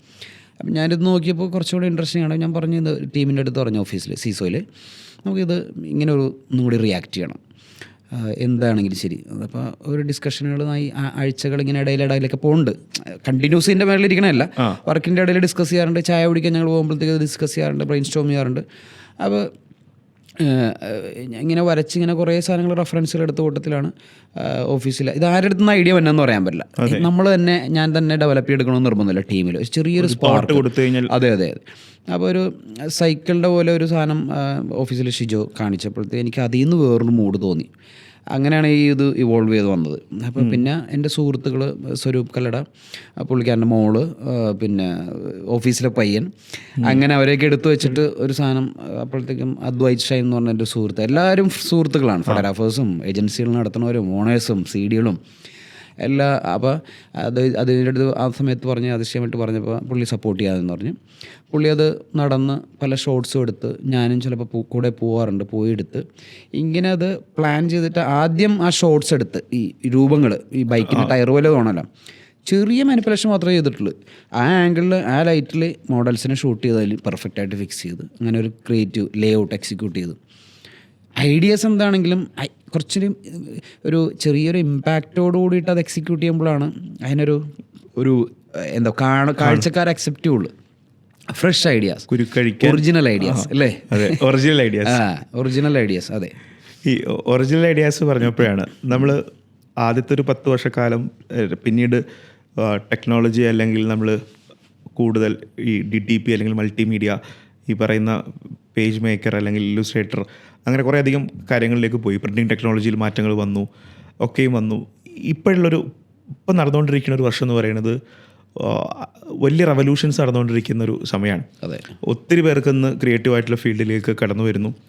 ജെയ്സൺ ചേട്ടൻ്റെ ഒരു അനുഭവത്തിൽ പുതിയ ആളുകളോട് പറയാനുള്ള അല്ലെങ്കിൽ കൊടുക്കാനുള്ളൊരു അഡ്വൈസുകൾ എന്തൊക്കെയാണ്? എനിക്കൊരു പറയാനുള്ളതെന്ന് വെച്ചിട്ടുണ്ടെങ്കിൽ, നമ്മളൊരിക്കലും പലരും എനിക്ക് മുമ്പും എൻ്റെ സമയങ്ങളിലുള്ള വർക്ക് ചെയ്യുന്നവരും പലരും ഒരു പരിധിവരെയും പുറന്തള്ളപ്പെട്ടിട്ടുണ്ട്, ഒരു പരിധിവരെയും അപ്ലിഫ്റ്റ് ചെയ്ത് മുകളിലേക്ക് പോയിട്ടുണ്ട്. പുതിയ ജനറേഷനിലുള്ളൊരു നല്ല ഹൈ പോസ്റ്റുകളിൽ വരുന്നുണ്ട്. പക്ഷേ പലരും ചില സമയങ്ങളിൽ ഞാൻ കണ്ടിട്ടുണ്ട് വളരെ കംഫർട്ട് സോണിൽ ഇരുന്ന് വർക്ക് ചെയ്യുക എന്നുള്ളത് സാധനം. അത് ഒരിക്കലും നല്ലതല്ല. അയാളുടെ ഒരു കരിയറിന് ലോക്കിടുന്ന പരിപാടിയാണ്. എന്തെങ്കിലും ഒരു സ്ഥാപനത്തിൽ വർക്ക് ചെയ്യുകയാണെങ്കിലും ഫ്രീലാൻസായിട്ട് ചെയ്യുകയാണെങ്കിലും എന്തെങ്കിലും ചലഞ്ചിങ് ആയിട്ടുള്ള എന്തെങ്കിലും അനക്കങ്ങൾ സൃഷ്ടിച്ചുകൊണ്ടിരിക്കുക. എന്നാലും നമ്മൾക്ക് തന്നെ ഒരു സെൽഫ് കോൺഫിഡൻസ്, ഒരു സെൽഫ് മോട്ടിവേഷൻ എന്നുള്ള രീതിയിലൊക്കെ ചെയ്യുമ്പോൾ മറ്റുള്ളവർക്ക് ഒരു അറിവുകൾ, പുതിയ അറിവുകൾ പകർന്നു കൊടുക്കുക എന്നുള്ളതും പലരും സെൽഫിഷാണ് ഒരു പരിധിവരെ. ഒരു എന്താ പറയുക, അതിൽ കോപ്പി ചെയ്യപ്പെടുന്ന ഐഡിയകളാണ് പലപ്പോഴും സംഭവിക്കുന്നത്.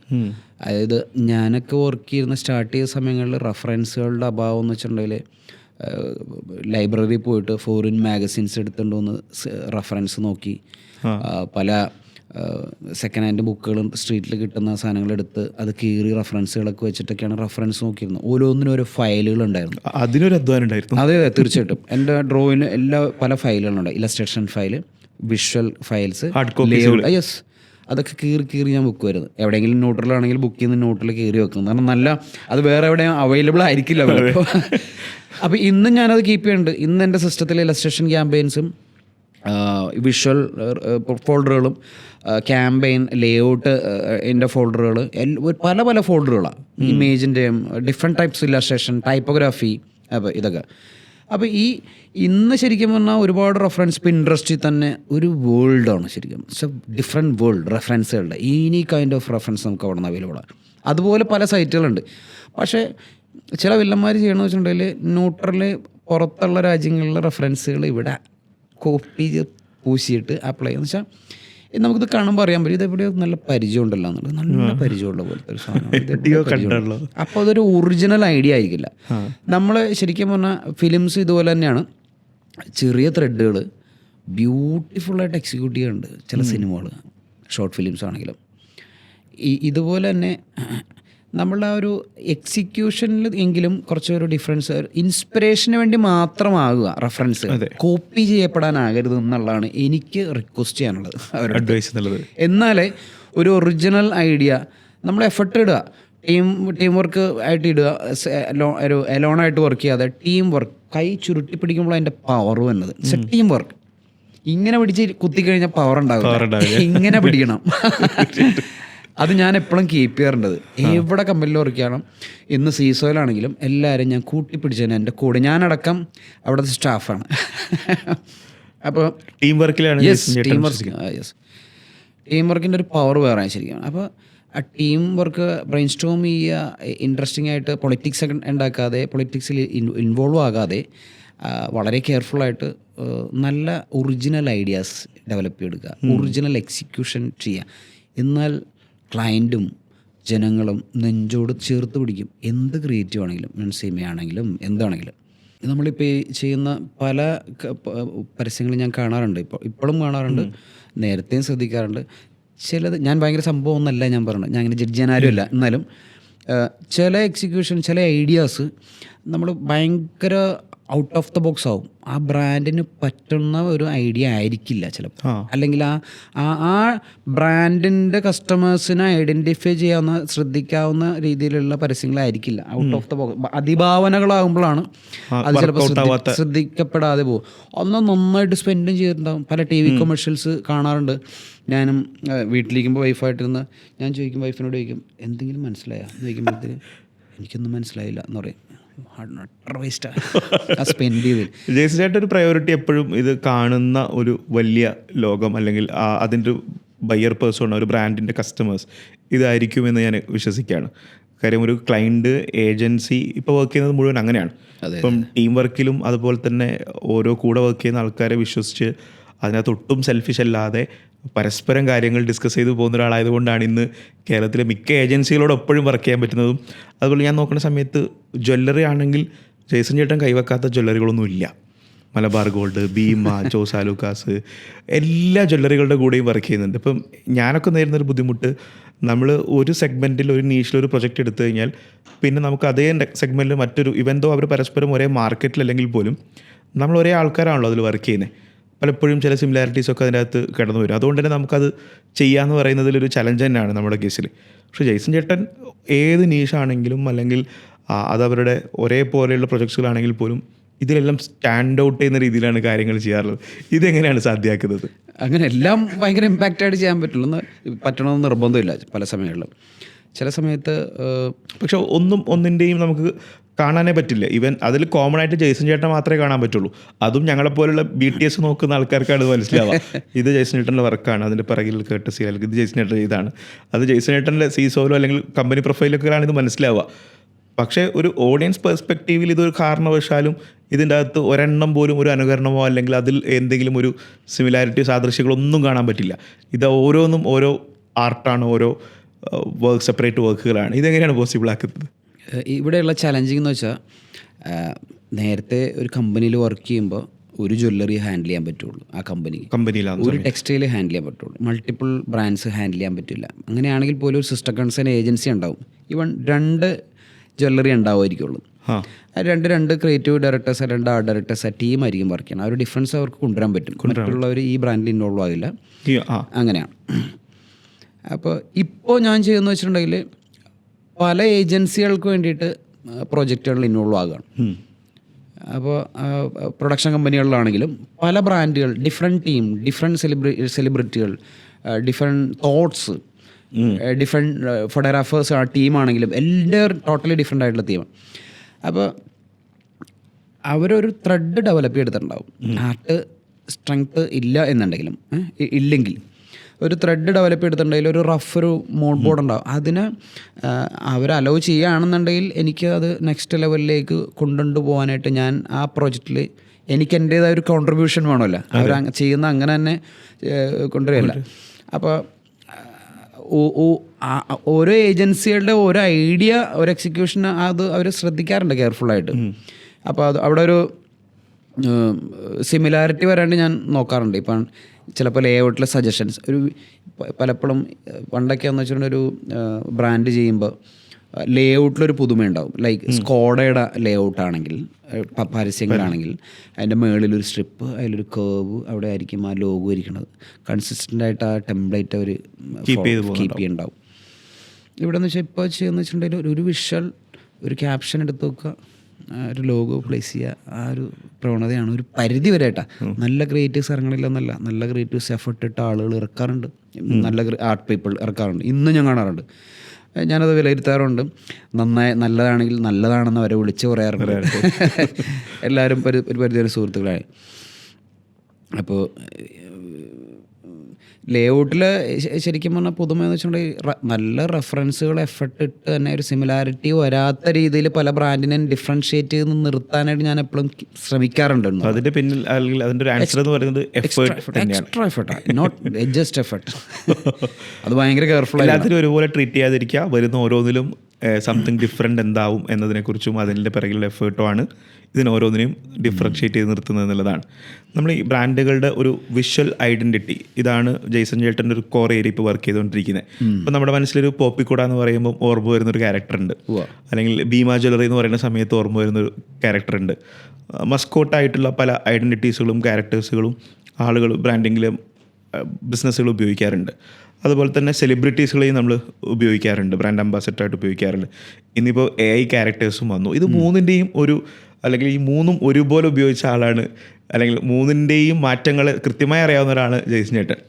ജെയ്സൺ ചേട്ടൻ്റെ ഒരു കാഴ്ചപ്പാടിൽ ഈ വിഷ്വൽ ഐഡൻറ്റിറ്റി ഒരു ബ്രാൻഡ് കൺസിസ്റ്റൻ്റ് ആയിട്ട് ലോങ് ടേമിലേക്ക് കീപ്പ് ചെയ്യുന്നതിലും അതുപോലെ ഈ മൂന്നിനെയും ഉപയോഗിക്കുന്നതിലൊക്കെ ഉള്ളൊരു കാഴ്ചപ്പാട് എങ്ങനെയാണ്?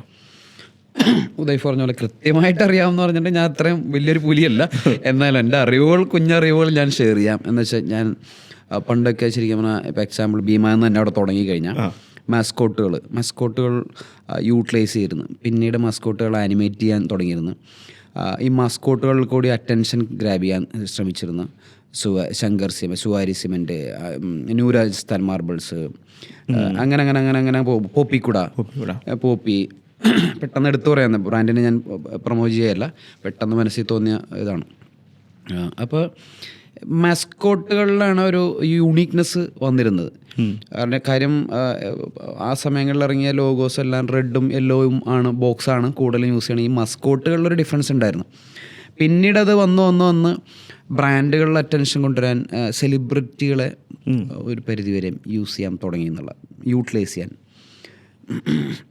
ഇനാഗ്രേഷൻ മാത്രമല്ലാതെ പിന്നീട് കമ്മ്യൂണിക്കേഷൻ ബ്രാൻഡ് ഫേസ് ആയിട്ട് റെപ്രസെൻറ്റേറ്റ് ചെയ്ത് യൂസ് ചെയ്യാൻ തുടങ്ങി. അപ്പോൾ അത് ശരിക്കും ഇൻസ്റ്റൻ്റ് ആയിട്ടുള്ളൊരു റീച്ച് ഉണ്ടാകും എന്നുള്ളത് ഡെഫിനറ്റ്ലി. ഇൻസ്റ്റൻറ്റ് ആ ബ്രാൻഡിന് റീച്ച് ഉണ്ടാവും. മമ്മൂക്ക ഇന്ന ബ്രാൻഡിൽ വന്നു, ആസിഫ് അലി ഇന്നതിൽ ബ്രാൻഡിൽ വന്നു, ബ്രാൻഡ് അംബാസിഡറാണ് എന്നുള്ളത്. പിന്നീടുള്ള കമ്മ്യൂണിക്കേഷനുകളെല്ലാം യൂസ് ചെയ്യാം. പക്ഷേ ഇവരെ ഞാൻ പറയുന്നുള്ളതല്ല, ഏത് സെലിബ്രിറ്റി ആണെങ്കിലും, മിഡാണെങ്കിലും താഴെയുള്ളാണെങ്കിലും സീനിയർ സെലിബ്രിറ്റി ആണെങ്കിലും, ഇവരുടെ ക്യാരക്ടറിനെയും ഇവരുടെ സമൂഹത്തിലെ നിലനിൽപ്പിനെയും ഡിപ്പെൻഡ് ചെയ്തിരിക്കും ആ ബ്രാൻഡിൻ്റെ ഒരു എന്തെങ്കിലും എഫക്റ്റ് ചെയ്ത്. അത് കുറച്ചുകൂടി മനസ്സിലാകുന്നതിന് വേണ്ടിയിട്ട് ഈ വിനീത് ശ്രീനിവാസനെ മിക്കവാറും ആൾക്കാർ ഉപയോഗിക്കാറുള്ളത് അക്കാഡമികളുടെയും അല്ലെങ്കിൽ ഇൻസ്റ്റിറ്റ്യൂട്ടുകളുടെ ഒക്കെ ഒരു സ്ഥാപനങ്ങളിലൊക്കെ. പക്ഷേ അതുപോലെ ധ്യാൻ ശ്രീനിവാസനെ ഉപയോഗിക്കുന്നത് കാണാറില്ല. ധ്യാൻ ശ്രീനിവാസനെ ട്രിപ്പ് അല്ലെങ്കിൽ കുറെ കൂടി ലേസർ കാര്യങ്ങളിലൊക്കെ ആയിരിക്കും ആൾക്കാർ ഉപയോഗിക്കുന്നുണ്ടാവുക എന്നുള്ളതാണ്. ഇപ്പോൾ ഒരു ബ്രാൻഡ് അംബാസിഡർ എന്ന് പറയുന്നത് അദ്ദേഹത്തിൻ്റെ അപ്സ് ആൻഡ് ഡൗൺസും അദ്ദേഹത്തിൻ്റെ ക്യാരക്ടറും ഒക്കെ ഈ ബ്രാൻഡിൽ കൂടി റിഫ്ലക്റ്റ് ചെയ്യുന്നു എന്നുള്ളതാണ്. ജെയ്സൺ ചേട്ടൻ പല ബിസിനസ്സുകളുടെ കൂടെയും വർക്ക് ചെയ്തു, സോഷ്യലി റെലവൻ്റ് ആവുന്ന പല ക്യാമ്പയിൻസിലും വർക്ക് ചെയ്തു, ഒരുപാട് ഏജൻസികളിലും വർക്ക് ചെയ്തു. ഒട്ടുമിക്ക കേരളത്തിലെ ക്രിയേറ്റീവ് ഡയറക്ടേഴ്സായിട്ടുള്ള ഏജൻസികളായിട്ടുള്ള പ്രൊഡക്ഷൻസ് മാനേജ് ചെയ്യുന്ന ഒരുപാട് പേരായിട്ടും വർക്ക് ചെയ്തു.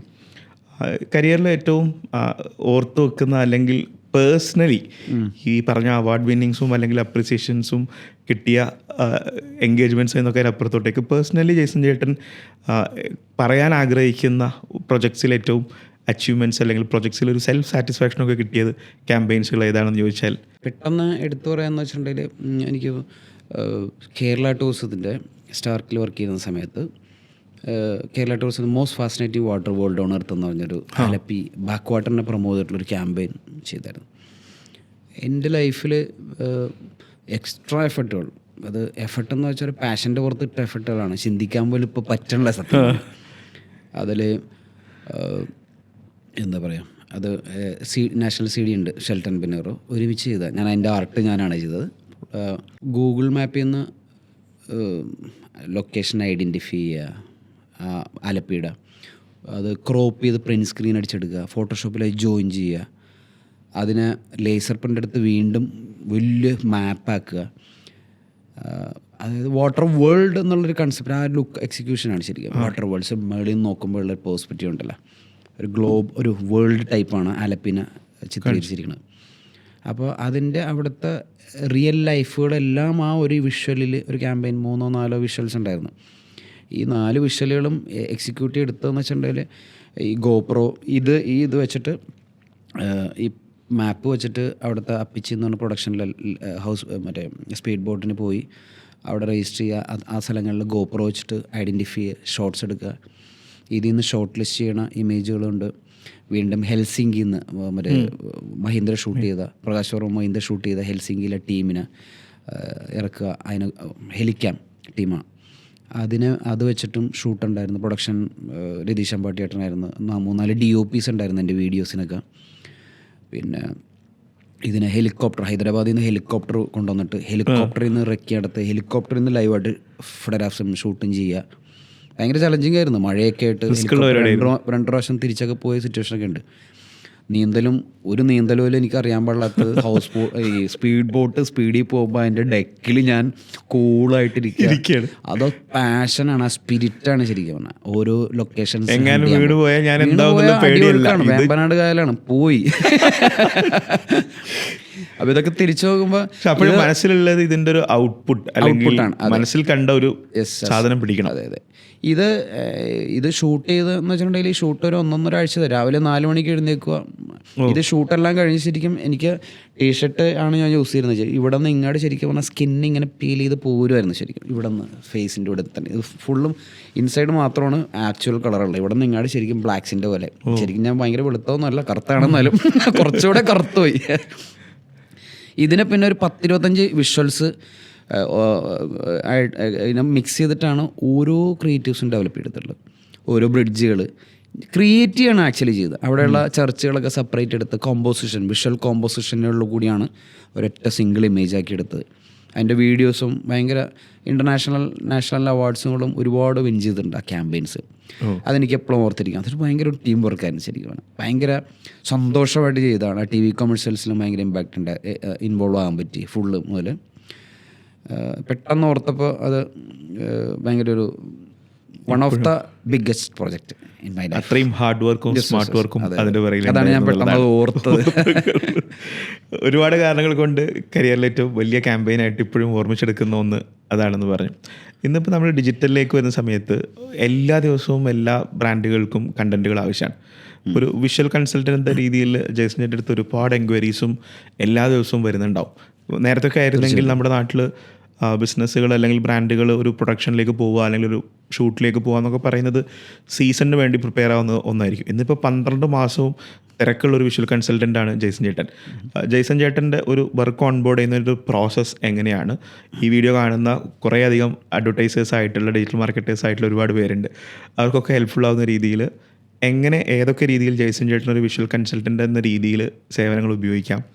എങ്ങനെയാണ് ഒരു വർക്ക് ഓൺ ബോർഡ് ചെയ്യുന്നതിൻ്റെ ഒരു പ്രോസസ്സ് എങ്ങനെയാണ്?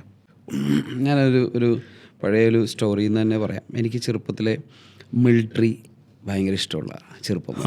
ഏതൊരു ഫിലിമിലുണ്ട് മറ്റേ ഇന്നത്തെ ഡ്രസ്സും ശരിക്കും പറഞ്ഞാൽ ഞാനത് എക്സ്പ്ലെയിൻ ചെയ്യാം. എന്താ പറയുക, അവനേക്കാളും ശക്തനായ എന്തിനെ കണ്ടാലും അവൻ ആരാധനയോടെ നോക്കി നിൽക്കും എന്നുകൊണ്ട് ഏതൊരു ഫിലിമിലെ ഒരു ഇതുണ്ട്. ഏതാണ് ക്യാരക്ടർ എന്ന് ഓർക്കണല്ലോ. അതോട്ടെ എന്താണെങ്കിലും മിലിറ്ററി ഭയങ്കര ഇഷ്ടമായിരുന്നു. കുറച്ചും കൂടി വലുതായപ്പോഴത്തേക്കും SI ആകണമെന്ന് ഭയങ്കര ആഗ്രഹമായിരുന്നു.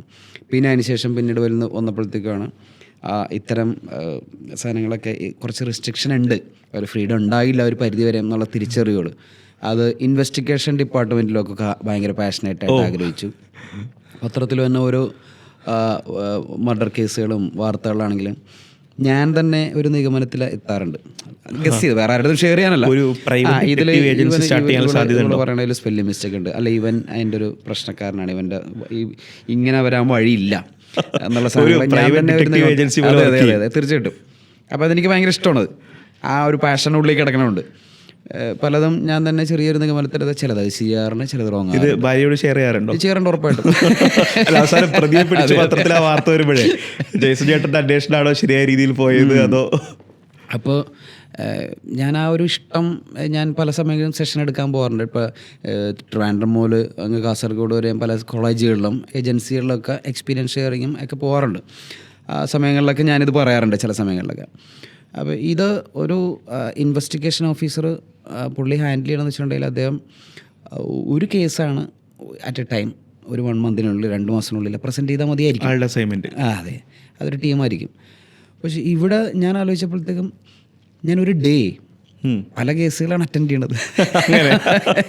പല കേസുകൾ മീൻസ് ബ്രാൻഡിലേക്ക് ക്യാരക്ടറായിട്ട് എടുത്തു കഴിഞ്ഞിട്ടുണ്ടെങ്കിൽ പല ബ്രാൻഡുകളിനെയും സ്റ്റഡി ചെയ്യുക, ആ ബ്രാൻഡിനെ കസ്റ്റമേഴ്സ് ഏതൊക്കെയാണ്, അവൻ പോകുന്ന വഴികൾ ഏതൊക്കെയാണ്, അവൻ വായിക്കുന്ന മാഗസിൻ ഏതാണ്, മനസ്സിലായ, അവൻ യൂസ് ചെയ്യുന്ന പല സാധനങ്ങൾ എങ്ങനെ വശീകരിക്കാം, ബ്രാൻഡിനെ വശീകരിക്കാം എന്നുള്ള ശരി അല്ല കസ്റ്റമറെ വശീകരിക്കാം എന്നുള്ള സാധനം അത് തിങ്ക് ചെയ്യണമെന്നുണ്ടെങ്കിൽ ഒരു ചെറിയൊരു ചില്ലറ പരിപാടിയല്ല.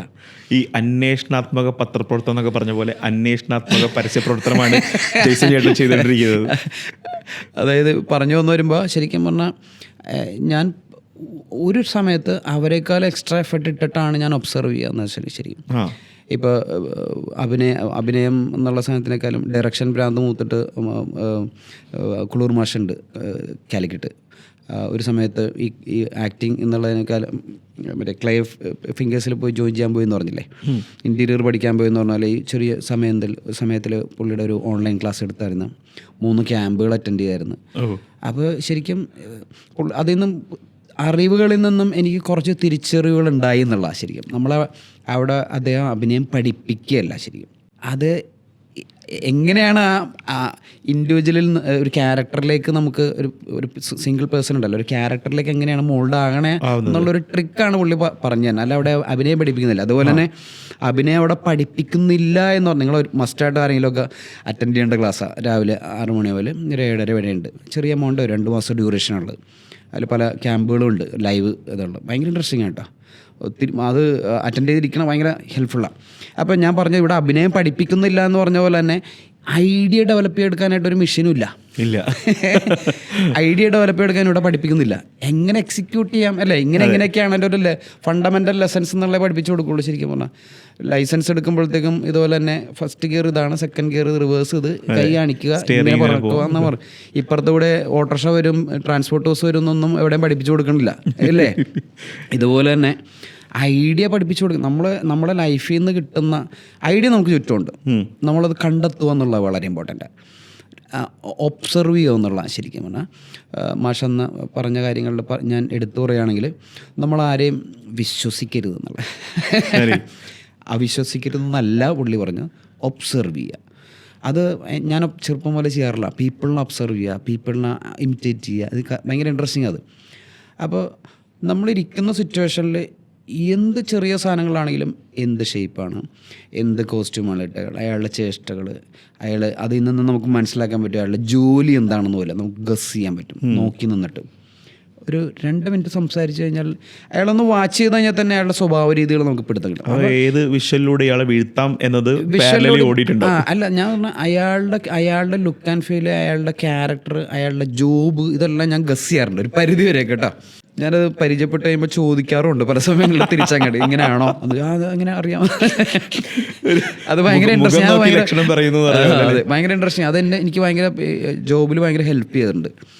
അപ്പോൾ ഈ സിറ്റുവേഷൻസ് ഒബ്സർവ് ചെയ്യുക. വെറുതെ നിൽക്കണമെങ്കിൽ പോലും എന്തെങ്കിലും ആക്ടിവിറ്റീസ് അവിടെ നിൽക്കേണ്ടതിൽ അയാൾ എങ്ങനെയാണ് അതിനെ ചവിട്ടി സൈക്കിളിൽ കയറുന്നത്, അത് എങ്ങനെയാണ് അത് പെയിൻ്റ് അടിക്കണത്, എങ്ങനെയാണ് അത് തേക്കണത് അയാൾ, മനസ്സിലായി, ഇതൊക്കെ മനസ്സിലാക്കിയിരിക്കണം ശരിക്കും പറഞ്ഞാൽ. അപ്പോൾ നമ്മളൊരു പ്രൊജക്റ്റ് ചെയ്യുമ്പോൾ അതെങ്ങനെയല്ല ഡയറക്റ്റ് ചെയ്യാൻ പറ്റും.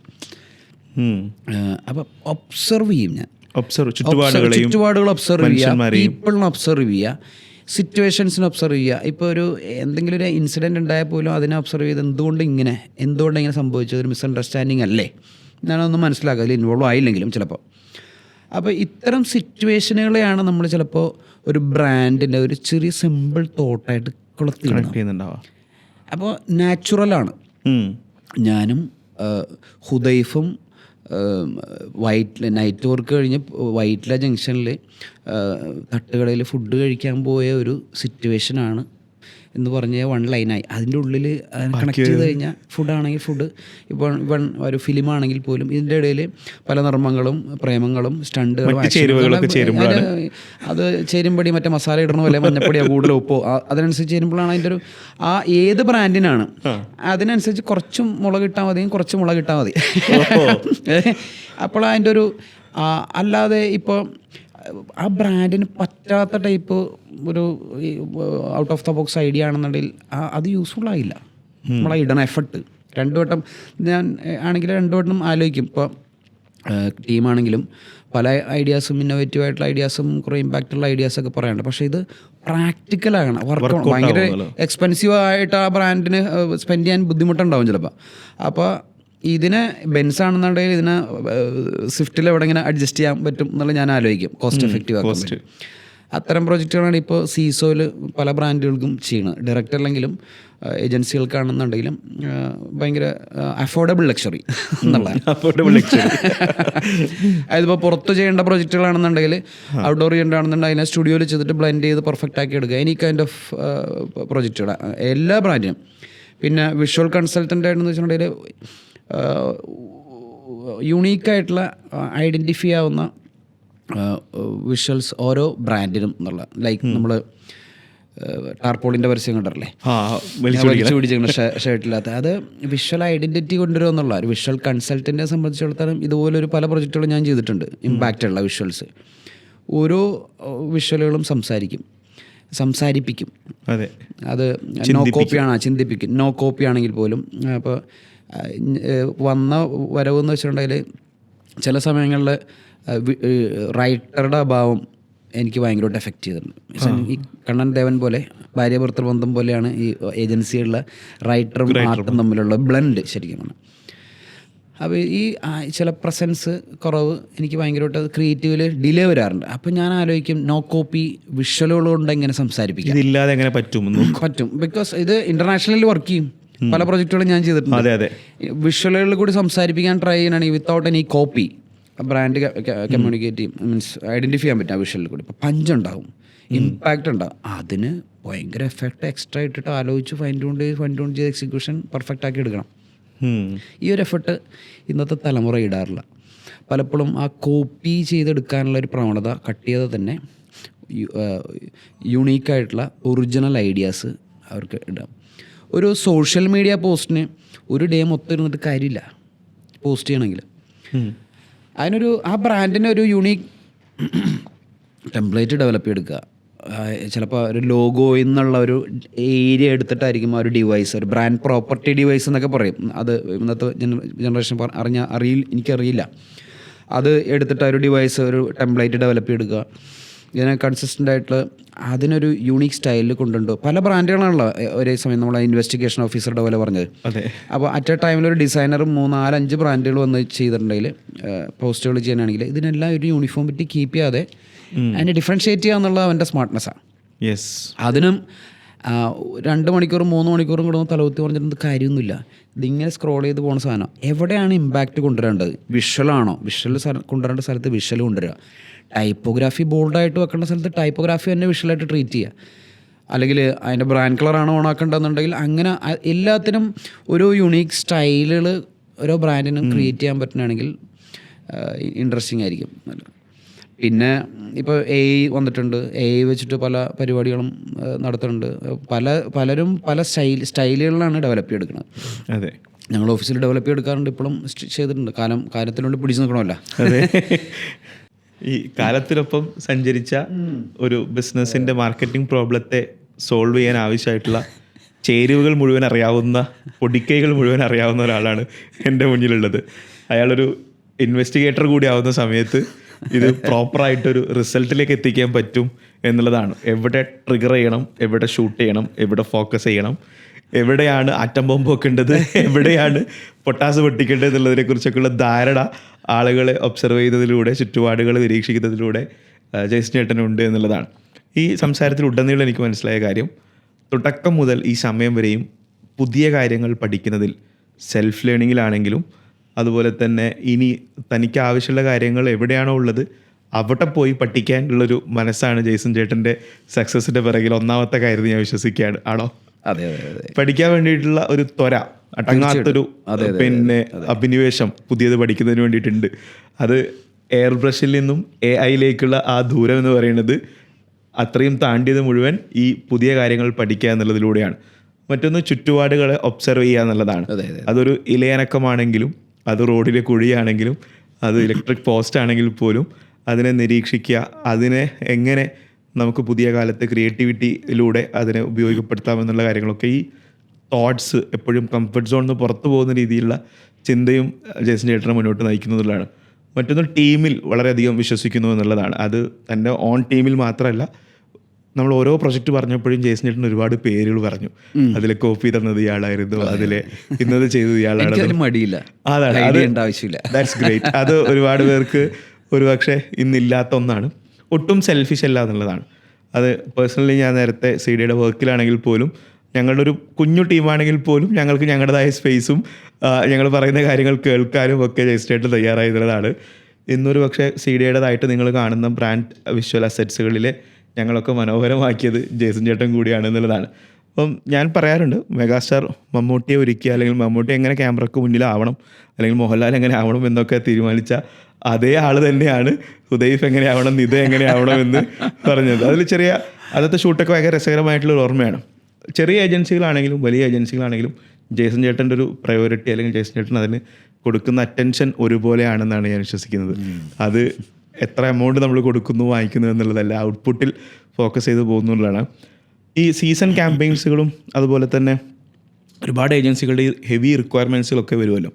ഭയങ്കര സ്ട്രെസ്ഫുള്ളായിട്ട് കുറേ അധികം ബാക്ക് ടു ബാക്ക് എൻക്വയറീസ് അല്ലെങ്കിൽ ഡിസ്കഷൻസ് ഷൂട്ട് പ്ലാൻ ചെയ്തിരിക്കുന്നു. ഇന്നും നമ്മൾ ഈ പോഡ്കാസ്റ്റ് സംസാരിക്കുന്ന സമയത്തും ജേസൺ ചേട്ടൻ ഒരു ഷൂട്ട് പോസ്റ്റ്പോൺ ചെയ്തിട്ടാണ് വന്നിരിക്കുന്നത്. ഇതെങ്ങനെയാണ് മാനേജ് ചെയ്യുന്നത്? അന്ന് മുതൽ ഇന്നത്തെ തലമുറ ഫേസ് ചെയ്യുന്ന ഒരു ഇഷ്യൂ, ഒരു 4 പ്രൊജക്റ്റ് അല്ലെങ്കിൽ 3 പ്രൊജക്റ്റ് ഇപ്പോൾ പറഞ്ഞേ, എടാ നീ അതൊന്ന് ഹോൾഡ് ചെയ്യും, ഈ സാധനം ഒന്ന് പെട്ടെന്നൊന്ന് ചെയ്തേ, ഈ സാധനം നമുക്ക് എമർജൻസി ആയിട്ട് ഇപ്പോൾ പോകണ്ടെന്ന് പറഞ്ഞിട്ടുണ്ടെങ്കിൽ അവൻ അതിലേക്കൊന്ന് മോൾഡ് ചെയ്ത് ഷിഫ്റ്റ് ചെയ്ത് വരാൻ തന്നെ ഒരു 10-12 മണിക്കൂർ പിടിക്കും. അപ്പോൾ ഇതിൻ്റെ കുറേ എസെൻസ് ഇവിടെയും ഇതിൻ്റെ കുറേ എസെൻസ് അപ്പുറത്തേക്കും പോകും. പക്ഷേ ഇത് ഞാൻ എൻ്റെ ലൈഫിൽ എൻ്റെ ചെറുപ്രായത്തിൽ തന്നെ എടുക്കാവുന്നതിൻ്റെ എക്സ്ട്രീം സ്ട്രെയിനും ചാലഞ്ചുമൊക്കെ എൻ്റെ ലൈഫിൽ നന്നായിട്ട് എടുത്തിട്ടുണ്ട്. ആ ചെറുപ്രായത്തിൽ തന്നെ എടുക്കാവുന്നതിൻ്റെ എക്സ്ട്രീം ചലഞ്ചുകളും പെയിൻഫുള്ളായിട്ടുള്ള പല സിറ്റുവേഷനുകളും ഉണ്ടായിട്ടുണ്ട്. വർക്ക് ചെയ്യുന്ന സ്ഥലങ്ങളിലാണെങ്കിലും പേഴ്സണലാണെങ്കിലും എല്ലാം. അപ്പോൾ അത് അത്യാവശ്യം ഹാൻഡിൽ ചെയ്ത് എക്സ്പീരിയൻസ് ഉള്ളതുകൊണ്ട് പല സമയങ്ങളിലും ചിലപ്പോൾ ഷൂട്ടുള്ളപ്പോഴായിരിക്കും, അല്ലെങ്കിൽ പ്രോജക്റ്റുകൾ 2-3 ഒരു 5 പ്രോജക്റ്റുകൾ ലൈവ് ആണെന്നുണ്ടെങ്കിൽ ഏതെങ്കിലും 1-2 എപ്പോഴും മ്യൂട്ട് ആകാറുണ്ട്, 3 ലൈവ് ആകാറുള്ളൂ. പക്ഷേ ഇത് 5 ഒരേ ടൈമിൽ ലൈവ് ആണെന്നുണ്ടെങ്കിൽ അതെനിക്ക് ഹാൻഡിൽ ചെയ്യാൻ എൻ്റെ ഓഫീസിൽ 3 സ്റ്റാഫ് കട്ടായിട്ട് എൻ്റെ കൂടെ നിൽക്കാറുണ്ട്. അതാണ് എൻ്റെ ഏറ്റവും വലിയ വിജയം. പിന്നെ സപ്പോർട്ട് ചെയ്യും, എന്ത് സിറ്റുവേഷൻ ആണെങ്കിലും സപ്പോർട്ട് ചെയ്യുന്നൊരു ഭാര്യയുണ്ട്. അത് തന്നെയാണ് ഏറ്റവും വലിയ അണ്ടർസ്റ്റാൻഡിങ്. മനസ്സിലാക്കാവുന്ന കാര്യങ്ങൾ പറഞ്ഞാൽ മനസ്സിലാക്കാവുന്നൊരു വ്യക്തി, സിറ്റുവേഷൻ ഇതാണ്, ഞാൻ ഒരാഴ്ച കഴിഞ്ഞേ വരുള്ളൂ എന്ന് പറഞ്ഞാൽ ഓക്കെ. പിന്നെ ഇത് ഇറ്റ്സ് എ ചലഞ്ചിങ്. എനിക്കത് ഭയങ്കര ഒരു ഇഷ്ടമുള്ളതുകൊണ്ടാണ് കേട്ടോ.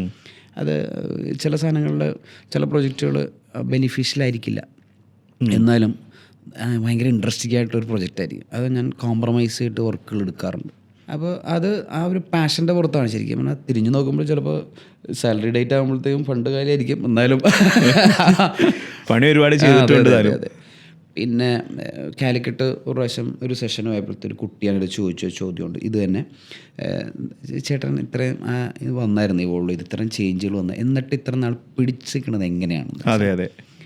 അതിൽ ശരിക്കും പറഞ്ഞാൽ ഞാൻ ചെയ്യുന്നത് വെച്ചിട്ടുണ്ടെങ്കിൽ ദൈവം സഹായിച്ചിട്ടൊരു ഈ ഫീൽഡിലേക്ക് എനിക്ക് എത്തിപ്പെട്ടതിൽ ദൈവത്തിനോട് അധികം നന്ദി. ബിക്കോസ് എനിക്ക് ഓരോ പ്രൊജക്റ്റുകളും ഞാൻ ജോബായിട്ടല്ല കാണുന്നത്, എൻ്റർടൈൻമെൻ്റായിട്ടാണ് കാണുന്നത്. അപ്പോൾ എൻ്റർടൈൻമെൻ്റായിട്ട് കാണുമ്പോഴത്തേക്കും ഞാൻ ഫുൾ ടൈം എൻജോയ് ചെയ്തിട്ടിരിക്കണേ, ഭയങ്കര ഫ്രീക്ക. ജോലിയല്ല ഞാൻ ചെയ്യുന്നത്, ഞാനൊരു ജോലിയായിട്ടല്ല കാണുന്നത്. അതുകൊണ്ടാണ് അറ്റ് എ ടൈമിൽ ഈ 3-4 പ്രോജക്റ്റുകൾ ഒരുപോലെ ഹാൻഡിൽ ചെയ്യാൻ എനിക്ക് പറ്റണമെന്ന് തോന്നുന്നു. അതെ, എൻ്റെ കൂടെ കട്ടൊക്കെ കൂടെ നിൽക്കണ ഒരു ടീമുണ്ട് എനിക്ക്. അതെവിടെ ഞാൻ ഉണ്ടാക്കാറുണ്ട്, അവരുടെ കൂടെ ഞാൻ കട്ടക്ക് നിൽക്കും. ഒരു സീനിയർ എന്നുള്ളതിലല്ല, അവരോട് തമാശകൾ പറയുക, അവരോടൊപ്പം പല ആക്ടിവിറ്റികൾ ചെയ്യുക, ഇതിനെല്ലാം കൂടെ നിൽക്കാറുണ്ട്. അവരിലൊരാളായിട്ട് പ്രായം മറന്ന് എപ്പോഴും ഞാനെപ്പോഴും ചിന്തിക്കാറുണ്ട്. പലരും ചിലപ്പോൾ ജെയ്സൺ ചേട്ടാ. അപ്പോൾ ഞാൻ നോക്കും, ഞാൻ അവരെ തിരിച്ചു വിളിക്കാറുണ്ട്, പ്രദീപേട്ട, ഹുദൈഫേട്ട അതൊക്കെ തിരിച്ച്. ചേട്ടൊക്കെ എന്നെ എന്തിനാ ചേട്ടാ വിളിക്കണത്? അപ്പോൾ ഇതിൽ ശരിക്കും പറഞ്ഞാൽ ക്രിയേറ്റീവ്സ് ചെയ്യുമ്പോൾ ആ പാഷൻ, ആ ഇഷ്ടം, ആ ഒരു എൻ്റർടൈൻമെൻറ്റ് എന്നുള്ളൊരു ഇതിലേക്ക് എടുത്തിട്ട് പല പ്രൊജക്റ്റുകൾ ചെയ്യുമ്പോഴും ജസ്റ്റ് കുറച്ച് എഫർട്ടുകൾ എക്സ്ട്രാ ഇടാറുണ്ട്. നമ്മളിപ്പോൾ എന്താ പറയണ, വീട്ടിൽ നിന്ന് അമ്മ ഉണ്ടാക്കി തരുന്ന ഒരു ഓംലെറ്റ്, അതിനൊരു പ്രത്യേക ടേസ്റ്റാണ്. നമ്മൾ തട്ടുകടയിൽ പോയി കഴിക്കണ പോലെയല്ല, ഹോട്ടലിൽ ഇല്ലേ, ഒരു പ്രത്യേക ടേസ്റ്റ് ഉണ്ട് അതിൽ. വിത്ത് ലവ് ആണ്, അതാണ് മിക്സ് അല്ലേ. അവൻ ഇച്ചിരി കൂടി ഉപ്പിട്ടേക്കാം, അവൻ ഇച്ചിരി ഇതിങ്ങനെ ആയിക്കോട്ടെ എന്നുള്ളത്. അപ്പം അതുപോലെ നമ്മൾ അതിൻ്റെ കൂടെ അതിൽ ഒരു ബിറ്റ് ലവും കൂടി ആഡ് ചെയ്ത് കഴിഞ്ഞാൽ ഭയങ്കര രസമായിരിക്കും, ഭയങ്കര വർക്കബിളാണ്. ഒരു കെമിസ്ട്രി വർക്കൗട്ട് ആവില്ല ആ ക്രിയേറ്റീവും ആ പേഴ്സണും തമ്മിലുള്ള, അങ്ങനെ പ്രകാശിക്കും.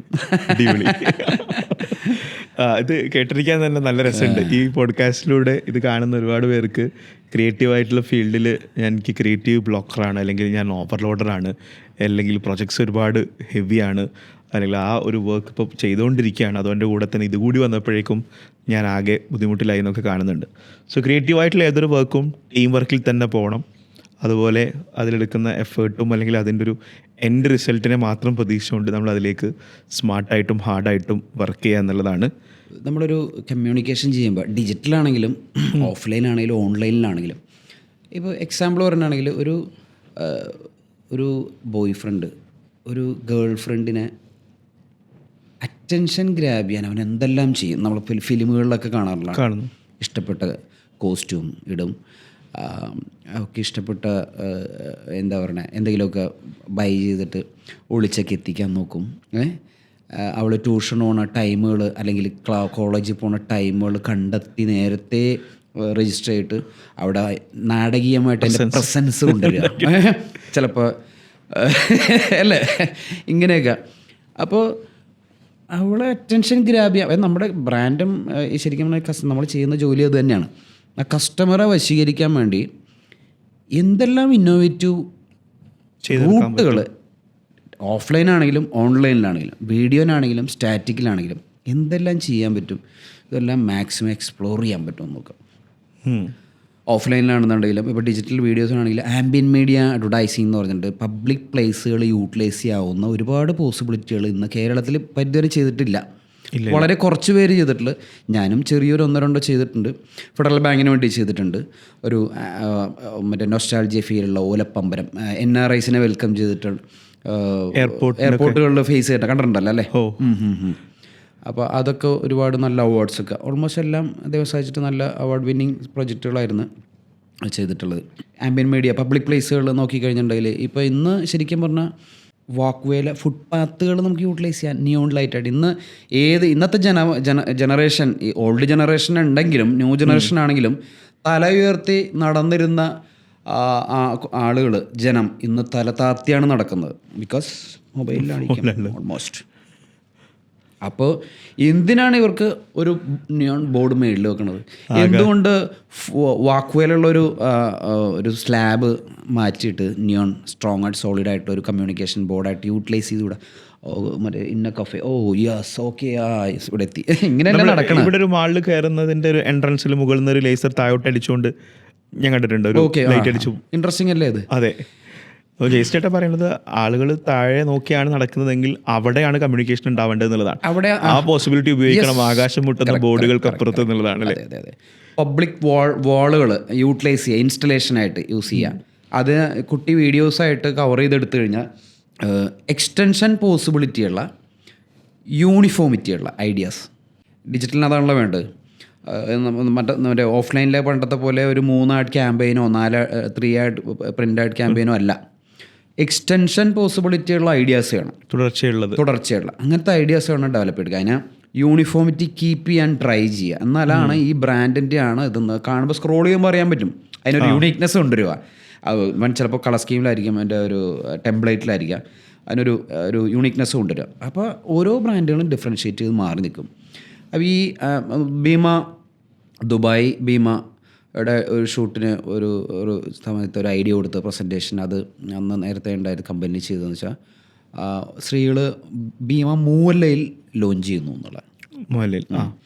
അപ്പോൾ ഇത് ഭയങ്കര സംഭവമല്ല, എനിക്ക് ഇഷ്ടപ്പെട്ട ഒരു സാധനമായിട്ട് ഞാൻ എടുത്ത് പെട്ടെന്ന് പറഞ്ഞതാണ്. ഒരു ഇന്നോവേഷൻ പ്രിൻ്റിലൊരു ഇന്നോവേഷൻ വന്നു വെച്ചിട്ടുണ്ടെങ്കിൽ ഡിജിറ്റലും വന്നത് പ്രിൻ്റൊക്കെ വന്നായിരുന്നു. ഭീമയിലെ ആ മൂവല്ലയിലേക്കുള്ള വേ എല്ലാം വലിയ ഹൈവേസ് ആണല്ലോ ദുബായിലെ. അപ്പോൾ ലൈക്ക് ആൻ ആർച്ച് പോലെ ബാങ്കിൾ, വെൽക്കം ആർച്ച് പിടികിട്ടിയ ഒരു സ്ഥലത്ത് റിങ് ഫിംഗർ വലുത് ഹ്യൂജായിട്ട് സ്കെയിൽ ചെയ്തിട്ടുള്ള അങ്ങനെ. അപ്പോൾ അത് വെൽക്കം ടു മൂവല്ല എന്നുള്ള ഒരു തോട്ടിൽ. പിന്നെ ഫീമെയിൽ ആണെങ്കിലും ആരാണെങ്കിലും ബാങ്കിൾ ഇട്ട് കഴിഞ്ഞിട്ടുണ്ടെങ്കിൽ ബാങ്കിൾ ഒരു ലെയർ ഇങ്ങനെ കിടക്കും. സ്ത്രീകൾ ഒരു 3 ബാങ്കിൾ ഇടണമെങ്കിൽ ഒരെണ്ണം ടൈറ്റായിട്ട് കിടക്കും, ഒരെണ്ണം അതിൻ്റെ മേളിൽ ഓവർലാപ്പ് ചെയ്തൊക്കെ കിടക്കും, ഈവണായിട്ടായിരിക്കില്ല. അപ്പോൾ ഇതിനെ ശരിക്കും പറഞ്ഞൊരു മൂവല്ലിലുള്ള മാളുണ്ടല്ലോ, ഷോപ്പിംഗ് മാൾ, അതിൻ്റെ പില്ലർ ലൈക്ക് അതുമായിട്ട് എടുത്ത് വെച്ചിട്ട് അങ്ങനെ ഒരു ഐഡിയ റഫായിട്ട് ഒരു ഇന്നോവേഷൻ ഇൻസ്റ്റലേഷൻ പോലെ വലിയ ബാങ്കിൾ കൈ പോലെയുള്ളത്. അതിൻ്റെ ഒരു താഴെ അപ്പോൾ ദൂരം നിന്ന് കാണുമ്പോഴത്തേക്കും 3 ഗോൾഡൻ ബാങ്കിൾ, ഹ്യൂജ് ബാങ്കിൾ ആ പില്ലറയിൽ. അടുത്ത് വരുമ്പോൾ നോക്കുമ്പോഴായിരിക്കും ഭീമ നൗ ഓപ്പൺ ഇൻ മൂവല്ല. അങ്ങനെ പല സ്ഥലങ്ങളിൽ അങ്ങനത്തെ ഇൻസ്റ്റലേഷൻ, ആംബിയൻ മീഡിയ, അത് ശരിക്കും പറഞ്ഞാൽ ഡിജിറ്റൽ പ്രാക്ടിക്കലാക്കാവുന്ന സാധനങ്ങളാണ്. പിടികിട്ടിയ കിട്ടി. ഇപ്പം ഇവിടെ അടുത്തുള്ളൊരു റെസ്റ്റോറൻറ്റ് റീ ഓപ്പണിംഗ് സമയത്ത് ജേസൺ ചേട്ടൻ ചെയ്തൊരു വാഴയിലയിൽ ഒരു വട വലുതായി കൊടുത്തിട്ട് ഓപ്പൺ, അതിലൊന്നും ഒരു കോപ്പിയും ഇല്ല. അത് സിംപ്ലി ഫണ്ടാസ്റ്റിക് വിഷ്വൽ.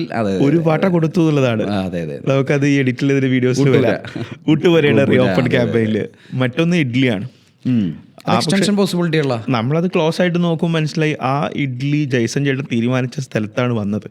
അതിൽ ആ ചെറിയ കറിവേപ്പിലയും ഒരു കടുകും ജയ്സൺ ചേട്ടൻ വെച്ചതാണത്. പക്ഷെ അത് സാധാരണക്കാരനെ സംബന്ധിച്ചിടത്തോളം അത് അയാൾക്ക് നൽകുന്ന ഒരു കമ്മ്യൂണിക്കേഷൻ എന്ന് പറയുന്നത് വളരെ സ്ട്രോങ്ങാണ്. അത് നമ്മൾ എത്ര വലിയ ഡിസൈൻ ചെയ്തൊരു അല്ലെങ്കിൽ ഒരു ആർട്ട് വർക്ക് ചെയ്തെടുക്കുന്നതിന് അപ്പുറത്തോട്ടേക്ക് വളരെ മിനിമലിസ്റ്റിക് ആയിട്ട് അത് കമ്മ്യൂണിക്കേറ്റ് ചെയ്തു എന്നുള്ളതാണ്. ഈ മിനിമലിസം എങ്ങനെയാണ് കീപ്പ് ചെയ്യുക എന്നുള്ളതാണ്. അത് ഭയങ്കര ടാസ്ക്കാണ്. എല്ലാവരും ഇന്നിപ്പോൾ ഒരു പോസ്റ്റ് ചെയ്യണമെങ്കിൽ നമ്മൾക്ക് പറ്റുന്ന സാധനങ്ങളെല്ലാം, മസാലപ്പൊടികൾ ഇതെല്ലാം ആഡ് ചെയ്താലും ഒരു പരിധി വരെയും ക്ലയൻറ്റും ഇതിൻ്റെ സൈഡിലൊരു കുരുമുളക് ഇരുന്നോട്ടെ, അപ്പുറത്തൊരു മറ്റേ ഏലക്ക ഇരുന്നോട്ടെ, വീണ്ടും എൻ്റെ വക, തമാശയായിട്ട് പറഞ്ഞ അളിയന് കൊടുത്ത വക, മറ്റേ കൊടുത്ത വക എന്നൊക്കെ പറയണ പോലെ അത് അവസാനം ഒരു അവിയൽ പരുവത്തിലായിരിക്കും. ചില ഡിസൈനേഴ്സ് നമ്മുടെ കൂടെ പറയാനുണ്ട്, പണിയെടുത്തു തോന്നണ്ടേ, ഭയങ്കര പ്രശ്നം. പണിയെടുത്തിട്ട് തോന്നണ്ടേ എന്ന് വിചാരിച്ചൊരു ക്യാപ്ഷൻ, ഒരു ഷാഡോ ഒന്ന് ബൗലാൻ എംബോസിറ്റ് ഒന്നും കാര്യമില്ല അല്ലേ? ശരിയല്ലേ? കളർ എഫക്റ്റ്, മൾട്ടി കളർ, ലാത്തിരി പൂത്തിരി കമ്പിത്തിരി, അതൊന്നും വെച്ചിട്ട് ഒരു കാര്യമില്ല. ഓട്ട് സ്ട്രോങ് ആക്കുക എന്നുള്ള സാധനമാണ് ചേട്ടൻ. മിനിമലിസ്റ്റിക് ആണെങ്കിൽ ക്രൗഡ് ഫ്രീ ആയിരിക്കുക എന്നുള്ള. എപ്പോഴും നമ്മൾ കോസ്റ്റ്യൂം ആണെങ്കിലും അല്ലേ, നമ്മുടെ റൂമാണെങ്കിലും ലേഔട്ടും നമ്മുടെ ആ ചെയ്യുന്ന ക്യാരക്ടറുടെ ലേഔട്ട് കണ്ടാൽ അറിയാം അയാളുടെ സ്വഭാവം, അയാളുടെ ക്യാരക്ടർ അറിയാം. ഞാൻ ഒരുപാട് എൻ്റെ സീനിയേഴ്സും ജൂനിയേഴ്സും ആയിട്ടുള്ളവരൊക്കെ വർക്ക് ചെയ്യുന്നുണ്ട്. അവരുടെ ലേഔട്ട് പോലെ തന്നെയാണ് അവരുടെ റൂമിൽ പോകുമ്പോഴും 4 ഷൂസ് ഉണ്ട്, 4 ഷൂസ് ഇങ്ങനെ ട്രാൻസ്പോർട്ടേഴ്സ് സ്റ്റാൻഡിൽ ഇട്ടേക്കണ പോലെ ഉണ്ടാവും. ബുക്കുകളൊക്കെ അതുപോലെ തന്നെ ദുബായിലെ ബിൽഡിങ്ങുകൾ പോലെ ഉണ്ടാവും. എല്ലാം പെർഫെക്റ്റ് ആണ്. പേനയൊക്കെ ഇങ്ങനെ കറക്റ്റ് വെച്ചിട്ടുണ്ടാവും. സംസാര രീതിയും ലേഔട്ട് അതുപോലെ തന്നെയാണ്. അത് ശരിക്കും നമ്മളുടെ ക്യാരക്ടറാണ്. എൻ്റെ എക്സിക്യൂഷൻ എന്ത് ചെയ്താലും നമ്മളുടെ ക്യാരക്ടറിന് എൻ്റെ സ്വഭാവം എഫക്റ്റ് ചെയ്തു ശരിക്കും.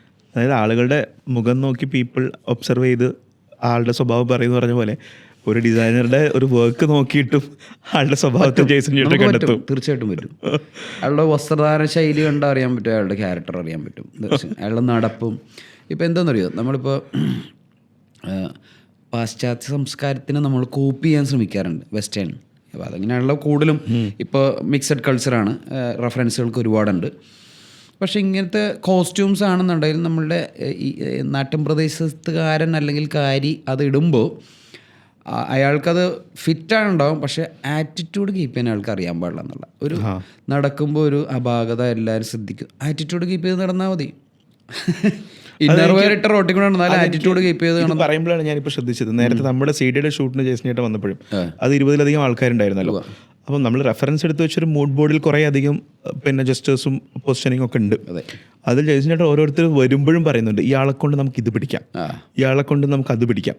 ഞാനിത് ജയ്സൺ ചേട്ടൻ നോക്കുന്നത് എങ്ങനെയാണ് ഈ ജയ്സൺ ചേട്ടൻ ഇത് തീരുമാനിക്കുന്നത് പറയുന്നത് എന്നുള്ളതാണ്. അപ്പോൾ ഈ ഒരു ഒബ്സർവേഷനിലാണ് ജയ്സൺ ചേട്ടൻ തീരുമാനിക്കുന്നത് ഇയാളെ എവിടെ ഇരുത്തണം, ഇയാളെ എങ്ങനെ പോസ് ചെയ്യണം, ഇയാളുടെ കൈ എവിടെ വെക്കണം എന്ന കാര്യങ്ങളൊക്കെ തീരുമാനിക്കുന്നത് അല്ലേ. അതേതായാലും പ്രാക്ടീസ് ആണ് ഒരാളെ പെർഫെക്റ്റ് ആക്കുക എന്ന് പറയുന്നത് പോലെ പ്രാക്ടീസുകളിലൂടെ സിദ്ധിച്ചെടുത്തൊരു കഴിവായിരിക്കണം അതല്ലേ. ഞാൻ പെണ്ണ് കാണാൻ പോയപ്പോഴും വൈഫിനെ കാണാൻ പോയപ്പോഴും വീട്ടിൽ പോയപ്പോഴും അമ്മായിപ്പൻ ഇപ്പോഴൊരു ഭാവം ഇപ്പം ഇല്ല. പുള്ളീനോട് ചോദിച്ചു. അപ്പോൾ പുള്ളിക്കൊരു ഡൗട്ട്, അഡ്വർടൈസിങ് എന്ന് പറയുമ്പോൾ പുറത്തായിരിക്കുമല്ലേ ഫുൾ ടൈം, മേളിലൊക്കെ കയറേണ്ടി വരുമല്ലേ? അപ്പം എനിക്ക് മനസ്സിലായി. അഡ്വർടൈസിങ് എന്ന് പറഞ്ഞാൽ പുള്ളിയുടെ മനസ്സിൽ പരസ്യ ബോർഡുകളിലും മറ്റേ പെയിൻ എഴുതൂലേ. ദൈവം സഹായിച്ചിട്ട് അന്ന് പുള്ളീനെ എങ്ങനെയാണ് പറഞ്ഞ് മനസ്സിലാക്കാൻ, ഇത് അന്ന് ലോഞ്ച് ചെയ്ത റേഡിയോ മാംഗോ ബ്രാൻഡിങ് ഒരുപാട് ബ്രാൻഡ്സ് ചെയ്തിട്ടുണ്ട് ഇവിടെയെല്ലാം. അപ്പോൾ റേഡിയോ മാംഗോ ബ്രാൻഡ് ക്യാമ്പയിൻ അന്ന് ലോഞ്ച് ചെയ്ത സാധനങ്ങളുടെ ഒരു പേപ്പർ എൻ്റെ ഫ്രണ്ടിൽ കിടപ്പുണ്ടായി. അതെ അതെ, ഞാനെടുത്ത് കാണിച്ചു കൊടുത്ത്, ഇതാണ് പരിപാടി ഉണ്ട്, ഇങ്ങനത്തെ ബ്രാൻഡിങ് കൊണ്ടുവരിക, അതിൻ്റെ പ്രൊമോട്ട് ചെയ്യുക, റഫായിട്ട് ആദ്യം പ്രസൻറ്റ് ചെയ്യും, മോഡൽസിനെ വെച്ച് ഷൂട്ട് ചെയ്യും, എൻ്റെ ഫൈനൽ ചെയ്ത് അപ്പോൾ പുള്ളിക്ക് ഭയങ്കര ഹാപ്പി. അപ്പോഴാണ് എൻ്റെ എന്താണ് പരിപാടി മനസ്സിലായത്. അതെ, പുള്ളിക്ക് അപ്പോഴാണ് ഗ്യാസ് നേരെ വീണെന്ന് തോന്നുന്നത്. അങ്ങനെ ശരിക്കും വിഷ്വൽ കൺസൾട്ടൻ്റ് എന്നുള്ളൊരു സാധനം, ആ ഒരു പുതിയൊരു റൂട്ട് ഞാൻ ഡെവലപ്പ് ചെയ്തെടുത്തെന്ന് പറഞ്ഞാൽ ബ്രാൻഡുകൾക്ക് ഒരു പരിധി വരെ നല്ല രീതിയിൽ എനിക്ക് കോൺട്രിബ്യൂട്ട് ചെയ്യാൻ പറ്റുന്നുണ്ടെന്നുള്ളൊരു സന്തോഷമുണ്ട്. അപ്പോൾ പുതിയ തലമുറയോടും ഉള്ളത് എൻ്റെ കൊണ്ട് എനിക്ക് എന്തൊക്കെ രീതിയിൽ കോൺട്രിബ്യൂട്ട് ചെയ്യാൻ പറ്റും ഇന്നത്തെ സമൂഹത്തിൽ. പലർക്കും നേരിട്ട് കാണാത്ത പലർക്കും പല സ്ഥലങ്ങളിലും ജോബ്സ് ഓപ്പർച്യൂണിറ്റീസ് ഇപ്പോഴും പലപ്പോഴും വിളിക്കാറുണ്ട്, താങ്ക്സ് പറയും, നേരിട്ട് കാണാത്തവർ. എൻ്റെ ഒരു എക്സ്പീരിയൻസ് ഷെയറിങ്ങിന് പല കോളേജുകളിൽ ഞാൻ പോകാറുണ്ട്, ഫ്രീ ഓഫ് കോസ്റ്റ് ഞാൻ ഷെയർ ചെയ്യാറുണ്ട്. അതിലിപ്പോൾ ലാസ്റ്റ് സംഭവിച്ചത് കൊടുത്താൽ കൊല്ലത്തും കിട്ടുമെന്ന് പറഞ്ഞ പോലെ ബാംഗ്ലൂരിൽ നിന്ന് കഴിഞ്ഞ ആഴ്ച ഒരു ഫ്ലൈറ്റ് മിസ്സായി. ഞാൻ ഉറങ്ങിപ്പോയതാണ് ശരിക്കും, വണ്ടി സ്ലോവിൽ പോയതാണ്, ടാക്സി. ഒരു 5 മിനിറ്റ് ഡിലേ വന്ന് അവിടെ ചെന്നപ്പോൾ ഫ്ലൈറ്റ് മിസ്സായി. ഞാൻ വിളിച്ച് ചെക്ക് ചെയ്തപ്പോഴത്തേക്കും ഒരു 10 രൂപയുടെ അടുത്ത് വരും ജീസാന്ന് പറഞ്ഞു. അപ്പോൾ അവിടെ കുട്ടി എൻ്റെ അടുത്ത് പറഞ്ഞത് ഇങ്ങനെ എൻ്റെ അടുത്ത് പറഞ്ഞു, ആ ക്രൂവില ഇരുന്ന ദിവസമായി ഗേറ്റിൻ്റെ അവിടെ കാർഡ് തന്നെയെന്ന് വെച്ചപ്പോഴത്തേക്കും നോക്കിയപ്പോൾ ജെയ്സൺ സാർ കാലിക്കറ്റ് മലയാളിയാണല്ലേ എന്ന് വെച്ചാൽ, കാലിക്കറ്റ് കോളേജിൽ വല്ലതും ക്ലാസ് എടുക്കാൻ വന്നിട്ടുണ്ടോ എന്ന് ചോദിച്ചപ്പോൾ ഞാനപ്പോൾ ഒരു കോളേജിൽ ഞാൻ ഇതിലും ക്ലാസ് എടുക്കാൻ വന്നിട്ടില്ല, ഞാൻ അഡ്വർടൈസിങ് ഫീൽഡിലാണ്, ഞാൻ അങ്ങനെ ക്ലാസ് എടുക്കാൻ വന്നിട്ടുണ്ട്. എനിക്കറിയാം സാറിന്, എനിക്കറിയാമെന്ന് പറഞ്ഞു. പെട്ടെന്ന് ആറ്റിറ്റ്യൂഡ് ഇപ്പോൾ നമ്മളൊരു സെലിബ്രിറ്റി ആയില്ല അവിടെ. ഏത് കോളേജിലാണ് കുട്ടി എന്നെ കണ്ടതെന്ന് ചോദിക്കാനായിട്ട് പറ്റില്ലല്ലോ. അപ്പോൾ ഞാൻ ആലോചിച്ചു. എന്നിട്ട് എനിക്ക് 2500 കൊച്ചി കാലിക്കറ്റാണ് പോകേണ്ടത്, കണ്ണൂർ വയ കൊച്ചി എനിക്ക് ഫ്ലൈറ്റ് കിട്ടി. 2500 കൂടെ സ്പെൻഡ്. എനിക്കൊന്ന് സ്പെഷ്യൽ ഇത് എല്ലായിരിക്കും. ഞാൻ ചെക്ക് ചെയ്തപ്പോഴത്തേക്ക് എനിക്കിങ്ങനെ ഒരു കേട്ടുകളും ഇല്ല, അത് പരിചയമുള്ളതുകൊണ്ടായിരിക്കും ചിലപ്പോൾ എന്ന് പറഞ്ഞു. ഇതാണ് കൊടുത്താൽ കൊല്ലത്തും കിട്ടുമെന്ന് പറഞ്ഞിട്ട്. നമ്മൾ ആ ഒരു experience sharing free of cost ആണെങ്കിലും എവിടെയാണെങ്കിലും പോകുമ്പോൾ ഒരു നല്ലൊരു കാര്യം, ഒരു എക്സ്പീരിയൻസ് മറ്റുള്ളവർക്ക് പറഞ്ഞു കൊടുക്കുക. തിരിച്ച് ജീവിതത്തിൽ എപ്പോഴെങ്കിലും നമ്മളെ സാധനം എനിക്കത് അവിടെ ആ മോഡ് ചേഞ്ച് ഞാൻ ഇങ്ങനെ ആലോചിക്കുകയായിരുന്നു. അതായത് ഫ്ലൈറ്റ് മിസ്സായ ഒരു നിസ്സഹായ അവസ്ഥയിൽ ഇനി അടുത്ത വണ്ടി ഏതെടുക്കും എന്ന കൺഫ്യൂഷനിൽ നിൽക്കുന്ന ഒരാൾ പെട്ടെന്ന് മോഡ് മാറ്റി സെലിബ്രിറ്റി ആവാണ്. പിന്നീട് ആ സെലിബ്രിറ്റിയോടുള്ള സ്നേഹം കാരണം അവിടെ നിൽക്കുന്ന ഒരു അല്ലെങ്കിൽ അവിടെ വർക്ക് ചെയ്യുന്ന ഒരു ടീം മെമ്പർ, അവിടെ ഒരു എംപ്ലോയി അടുത്തൊരു സാധനം സാറിന് തരാണ്, സേഫായിട്ട് ടിക്കറ്റ് ചെയ്ത് യാത്ര ചെയ്യുന്നതാണ്. അപ്പോൾ അവിടെ നമ്മളൊന്നുകൂടി പ്രിവിലേജ്ഡ് ആവാണ്, അല്ലെങ്കിൽ സന്തോഷം, ഒരു ആത്മനിർവൃതി ഉണ്ടാവാണ്. എപ്പോഴൊക്കെയോ ഞാൻ എവിടെയൊക്കെയോ എൻ്റെ സമയം മെനക്കെട്ട് സെഷൻ എടുക്കാൻ പോയതിൻ്റെ തിരിച്ചായിരിക്കും എൻ്റെത് എന്നുള്ളത്. പുതിയ തലമുറയോട് എനിക്ക്, പുതിയ തലമുറ മീൻസ് ഞാനും ഇന്ന് അവരുടെ ഒപ്പം ഉണ്ട്, ഞാനും കൂടിയാണ് അവരോട് പറയാനുള്ളതെന്ന് വെച്ചിട്ടുണ്ടെങ്കിൽ ബി അൺകംഫർട്ടബിൾ ഓൾവേസ്. ഒന്ന്, പിന്നെ സിൻസിയർ ആവുക, വിശ്വസിക്കാതിരിക്കുക, ആരെയും ഒബ്സർവ് ചെയ്യുക, അല്ലേ? അവിശ്വസിക്കരുതെന്നല്ല പറയണം, മാഷ് പറഞ്ഞ പോലെ ഒബ്സർവ് ചെയ്യുക, ശരിക്കും ഒബ്സർവ് ചെയ്യുക. പിന്നെ ഒറിജിനൽ ഐഡിയാസ് ഡെവലപ്പ് ചെയ്തെടുക്കാൻ നോക്കുക. ഇതാണ് ജനങ്ങളും ക്ലയൻറ്റും നെഞ്ചോട് ചേർത്ത് പിടിക്കണം. എന്നും അത് ചിരിച്ചുകൊണ്ട് നിൽക്കും. നമ്മൾ ട്രാവൽ ചെയ്യുമ്പോൾ മൊബൈലിൽ കാണുകയാണെങ്കിലും ഹോർഡിംഗ് ആണെങ്കിലും എല്ലാം നമ്മൾ നോക്കി സ്മൈൽ ചെയ്യും. അതെ. ഏതായാലും കഴിഞ്ഞ കുറച്ച് സമയങ്ങൾ നമ്മൾ കഴിഞ്ഞ 30 വർഷക്കാലത്തെ ജെയ്സൺ ചേട്ടൻ്റെ അനുഭവങ്ങളും അനുഭവ സമ്പത്തുമാണ് നമ്മളുമായിട്ട് ഷെയർ ചെയ്തത്. അദ്ദേഹം വർക്ക് ചെയ്ത അത്രയും ആർട്ടിസ്റ്റുകളുടെ കൂടെയോ ഏജൻസികളുടെ കൂടെയോ ബ്രാൻഡുകളുടെ കൂടെയോ ഒരുപക്ഷെ നമുക്ക് എല്ലാവർക്കും വർക്ക് ചെയ്യാൻ അവസരം കിട്ടിയെന്ന് വരില്ല. പേഴ്സണലി എനിക്ക് കഴിഞ്ഞ കുറച്ച് സമയങ്ങളായിട്ട്, അല്ലെങ്കിൽ ജെയ്സൺ ചേട്ടൻ്റെ കൂടെ സമയം സ്പെൻഡ് ചെയ്ത ഓരോ തവണയും കിട്ടിയിട്ടുള്ള ഇൻസൈറ്റ്സും കിട്ടിയിട്ടുള്ള ലേണിങ്സും വളരെ വലുതാണ്. ഈ പോഡ്കാസ്റ്റിലൂടെയും നിങ്ങൾക്ക് എല്ലാവർക്കും അത്തരത്തിലുള്ള ഒരുപാട് കാര്യങ്ങൾ കിട്ടിക്കാണുമെന്ന് ഞാൻ കരുതുന്നു. Thank you so much Jason ചേട്ടാ. ഈ സമയം ഇന്നത്തെ ദിവസം ഞങ്ങൾക്ക് വേണ്ടി മാറ്റിവെച്ചതും ഈ വീഡിയോയിൽ ഞങ്ങളുടെ കൂടെ ചേർന്നതിനും ഒരുപാട് നന്ദി. Thank you.